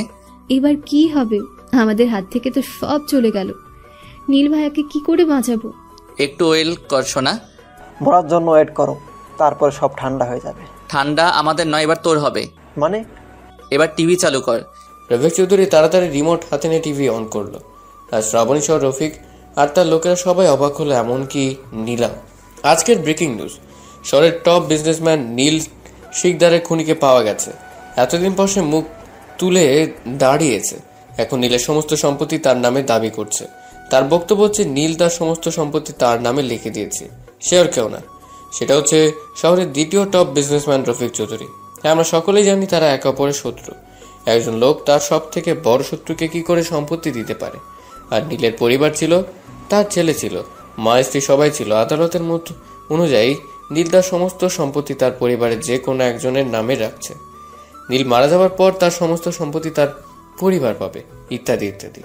এটা শুনে তো রফিকের কপালে চোখ উঠে গেল। কি রে, সবকিছু ঠান্ডা লাগছে তো?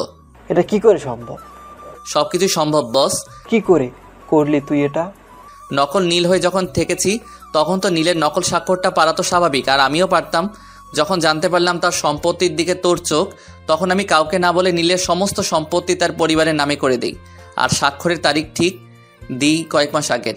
এটা যে করেই হোক আদালতে পৌঁছালাম, আর সাংবাদিককে বললাম যে নীলের সম্পত্তি নিজের বলে দাবি করবে সেই নীলের খুনি। তারপর বাকি কাজটা তো তুই করলি। শাকিল, এটা তুই কি করলি? কখন? আমি তো তোর সাথে সবসময় ছিলাম। আমি এটা কাউকে বলতে চাইনি, তোকেও না, শুধু নীলের কথা ভেবে। সরি রে। তোদের কাউকে ছাড়বো না। অলরেডি পুরো শহর জেনে গেছে তুই নীলের খুন করেছিস। করিনি, তবে করব।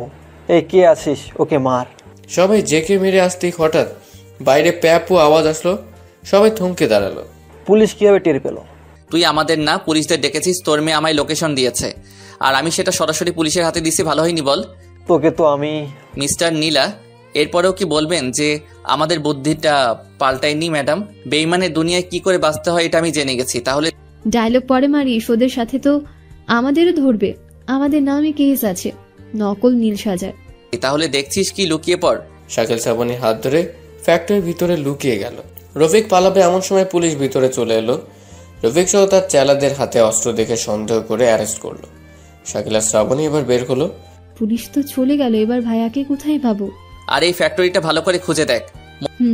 তারপর শ্রাবণী আর শাকিল পুরো ফ্যাক্টরি খুঁজতে লাগলো। খুঁজতে খুঁজতে সন্ধ্যা নেমে আসলো। হঠাৎ শ্রাবণী শাকিলকে ডাক দিল। শাকিল তাড়াহুড়ো করে এসে দেখে নীলকে একটা বেঞ্চের সাথে বেঁধে রাখছে। শাকিল খুলতে গেল, তখনই শ্রাবণী শাকিলের হাত ধরে নিল। থাম, আমি কিছু একটা শব্দ পাচ্ছি। শাকিল মোবাইলের টর্চ বের করে দেখে তো মাথা খারাপ। নীলের বুকের সাথে টাইম বোম লাগানো আছে, তাতে সময় মাত্র 1 মিনিট। নীল অজ্ঞান হয়ে আছে। মোবাইল ধর। না শাকিল, তুই যাস না প্লিজ। না, তুই যাবি না। না। আর আমার কিচ্ছু হবে না। না, তুই যাবি না। না। উপায় নেই, এখন বোমটা নষ্ট করতে হবে, কিন্তু এতে জীবনের ঝুঁকি আছে। তুই চলে যা। না। তুই কি চাস না নীলের পরিবারে আবার হাসি ফুটুক? জীবনের প্রথম একটা পরিবার পেয়েছিলাম, কিন্তু আজ আমার জন্য তারা কষ্ট পাচ্ছে। আমি আমার জীবন দিয়ে হলেও তাদের আবার হাসি ফিরে দিব। তোর কিছু হলে আমি বাঁচবো না, তাই আমিও তোর সাথে থাকবো। তুই দূরে যা। তোর আর আমার কিছু হলে রানীর কি হবে? না, যাবো না। শ্রাবণী শাকিলের হাত শক্ত করে ধরল।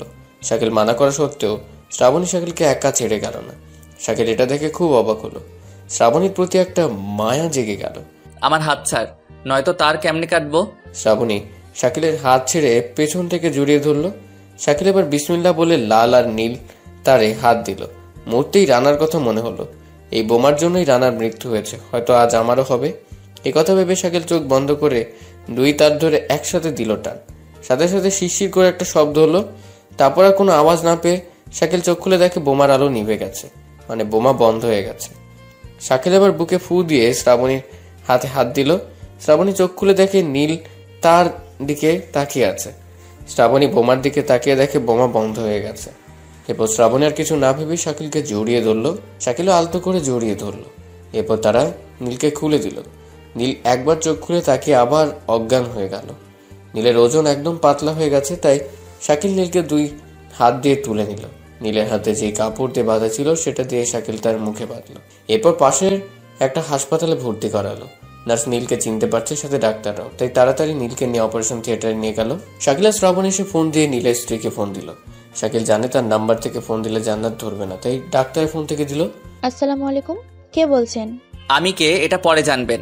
আপনার স্বামী মিস্টার নীল শিকদার হাসপাতালে আছে। Wrong number. ঠিক নম্বর বিশ্বাস না হলে এসে দেখে যান। ফোন কেটে দিল। কি করবি এখন? ওদের সন্তানকে ওদের কাছে ফিরিয়ে দিয়ে আমি বিদায় নিব তোদের সবার থেকে। আবার ওই একই কথা, আমি তোর সাথে থাকবো। অনেকক্ষণ পর ডাক্তার বেরিয়ে আসলো। ডাক্তার শাকিলকে বলল, অনেক পরিমাণ নির্যাতন করা হয়েছে, তাই অবস্থা খুবই খারাপ। একথা বলে শাকিল চলে গেল। শাকিল মুখ বাঁধা অবস্থায় নীলের কাছে গেল। নীলকে দেখে মনে হচ্ছে না যে ওকে কয়েক মাস থেকে বন্দি করে রাখছে।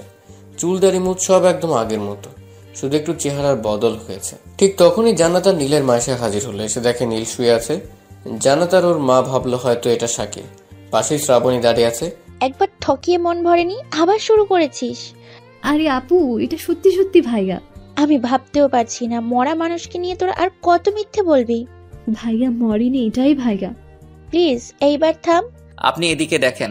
জান্নাত শাকিলের দিকে তাকাতেই শাকিল মুখ থেকে কাপড়টা সরিয়ে নিল। আমি শাকিল, উনি আপনার নীল, এটাই সত্যি। এটা দেখে জান্নাত আর নীলের মা খুব অবাক হলো। একই মতো দুজন। নীলের মায়ের চোখ দিয়ে পানি গড়িয়ে পড়লো, সঙ্গে সঙ্গে নীলকে বুকে টেনে নিল। তখন শাকিল সেখান থেকে চলে আসলো আর সোজা শ্রাবণী বাসায় চলে এলো। জান্নাত আর নীলের মা অনেক খুশি। একটু পর নীলের জ্ঞান ফিরল।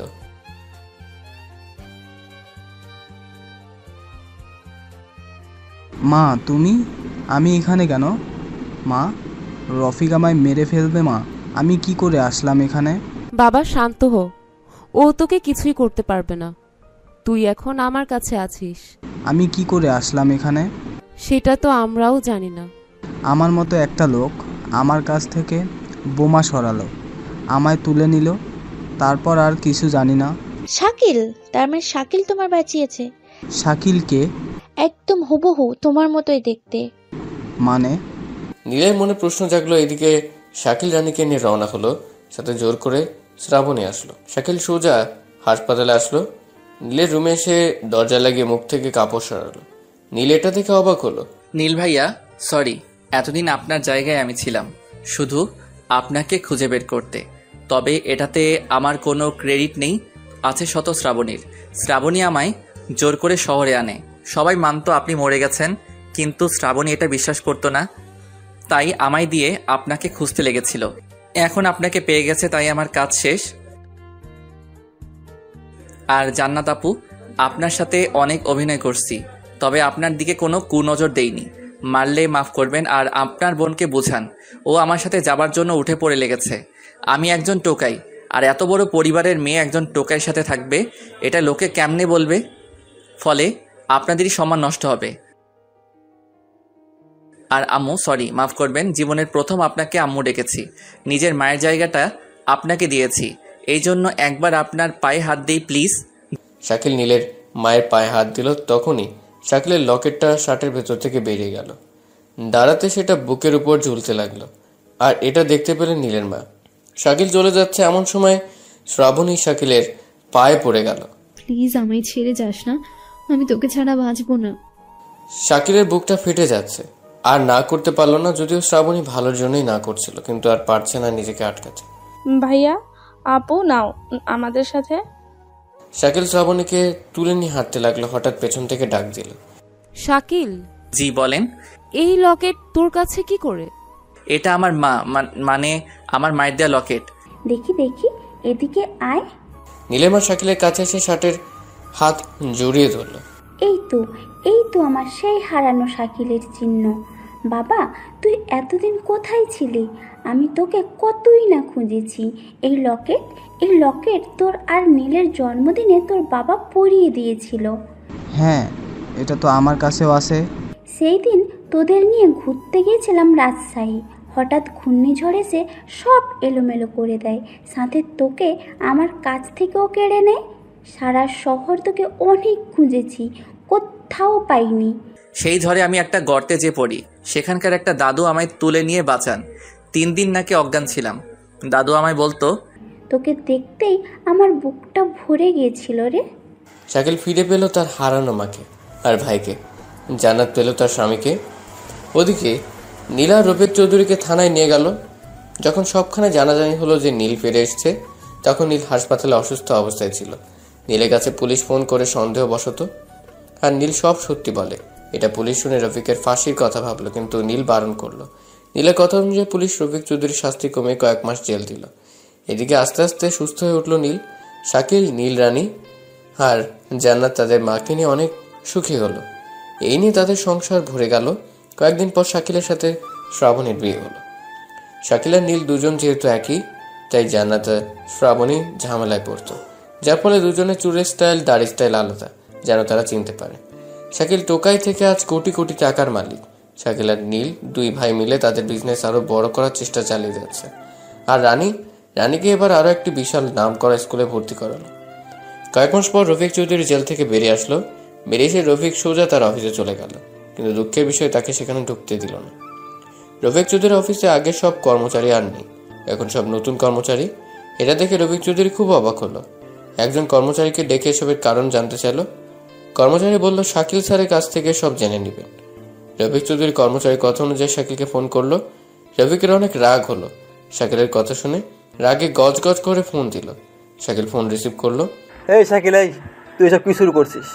আরে আগের শ্বশুর মশাই যে, আপনারই তো ফোনের অপেক্ষায় ছিলাম। বাজে কথা বাদ দে, আর বল তুই আমার অফিসে এসব কি? হ্যাঁ, আরে আপনি তো মহান, আপনি তো দয়ালু। টোকাইদের দুঃখ দেখতে না পেরে আপনি আপনার এতগুলো সম্পদ তাদের নামে করে দিয়েছেন। কি দয়ালু আপনি। এই কি বলছিস তুই? কি বলছিস? আমি কখন টোকাইদের নামে আমার সম্পদ লিখে দিলাম? আহা, কি মানুষ গো আপনি। লোকে সবার সামনে দান করে আর আপনি চুপি চুপি দান করেন। বাহ বাহ। কি বলছিস তুই এসব? আপনার একটা অটোগ্রাফ দিবেন প্লিজ। তার মানে তুই? ইয়েস, ওটা তোর কাছে অটোগ্রাফ নেইনি, বরং অটোগ্রাফের নামে দলিলে স্বাক্ষর করে নিয়েছি। তোকে আমি ছাড়বো না। আমায় পরে দেখিস, আগে তুই পিছনে দেখ। রফিক চৌধুরী অবাক হয়ে পিছনে তাকায়, পেছনে তাকিয়ে দেখে অনেক মানুষ ও সাংবাদিক আসছে। এখন তুই নিজেকে সামলা। তুই আমার সাথে বেইমানি করলি? ভাগ্য ভালো যে তোর সব সম্পত্তি নেইনি। যেটুকু আছে সেইটুকু বাঁচাতে চাইলে ঢাকা শহর থেকে চলে যা, আর ভুল করেও আমার পরিবারের দিকে চোখ তুলে তাকাবি না। আমি আসবো, আবার আসবো, তখন প্রতিশোধ নিব, চরম প্রতিশোধ। তখন দেখা যাবে। রফিক চৌধুরী ফোন কেটে দিল। পরের দিন শোনা গেল রফিক চৌধুরী আর ঢাকা শহরে নেই। খবরে ব্রেকিং নিউজ হলো, রফিক চৌধুরী তার এতদিনের কামানো টাকা পয়সা সব টোকাইদের নামে দান করে সে সম্মানের সহিত তার নিজ বাসায় চলে গেছে। এরপর তাদের শান্তি সুখে তাদের জীবন কাটতে লাগলো।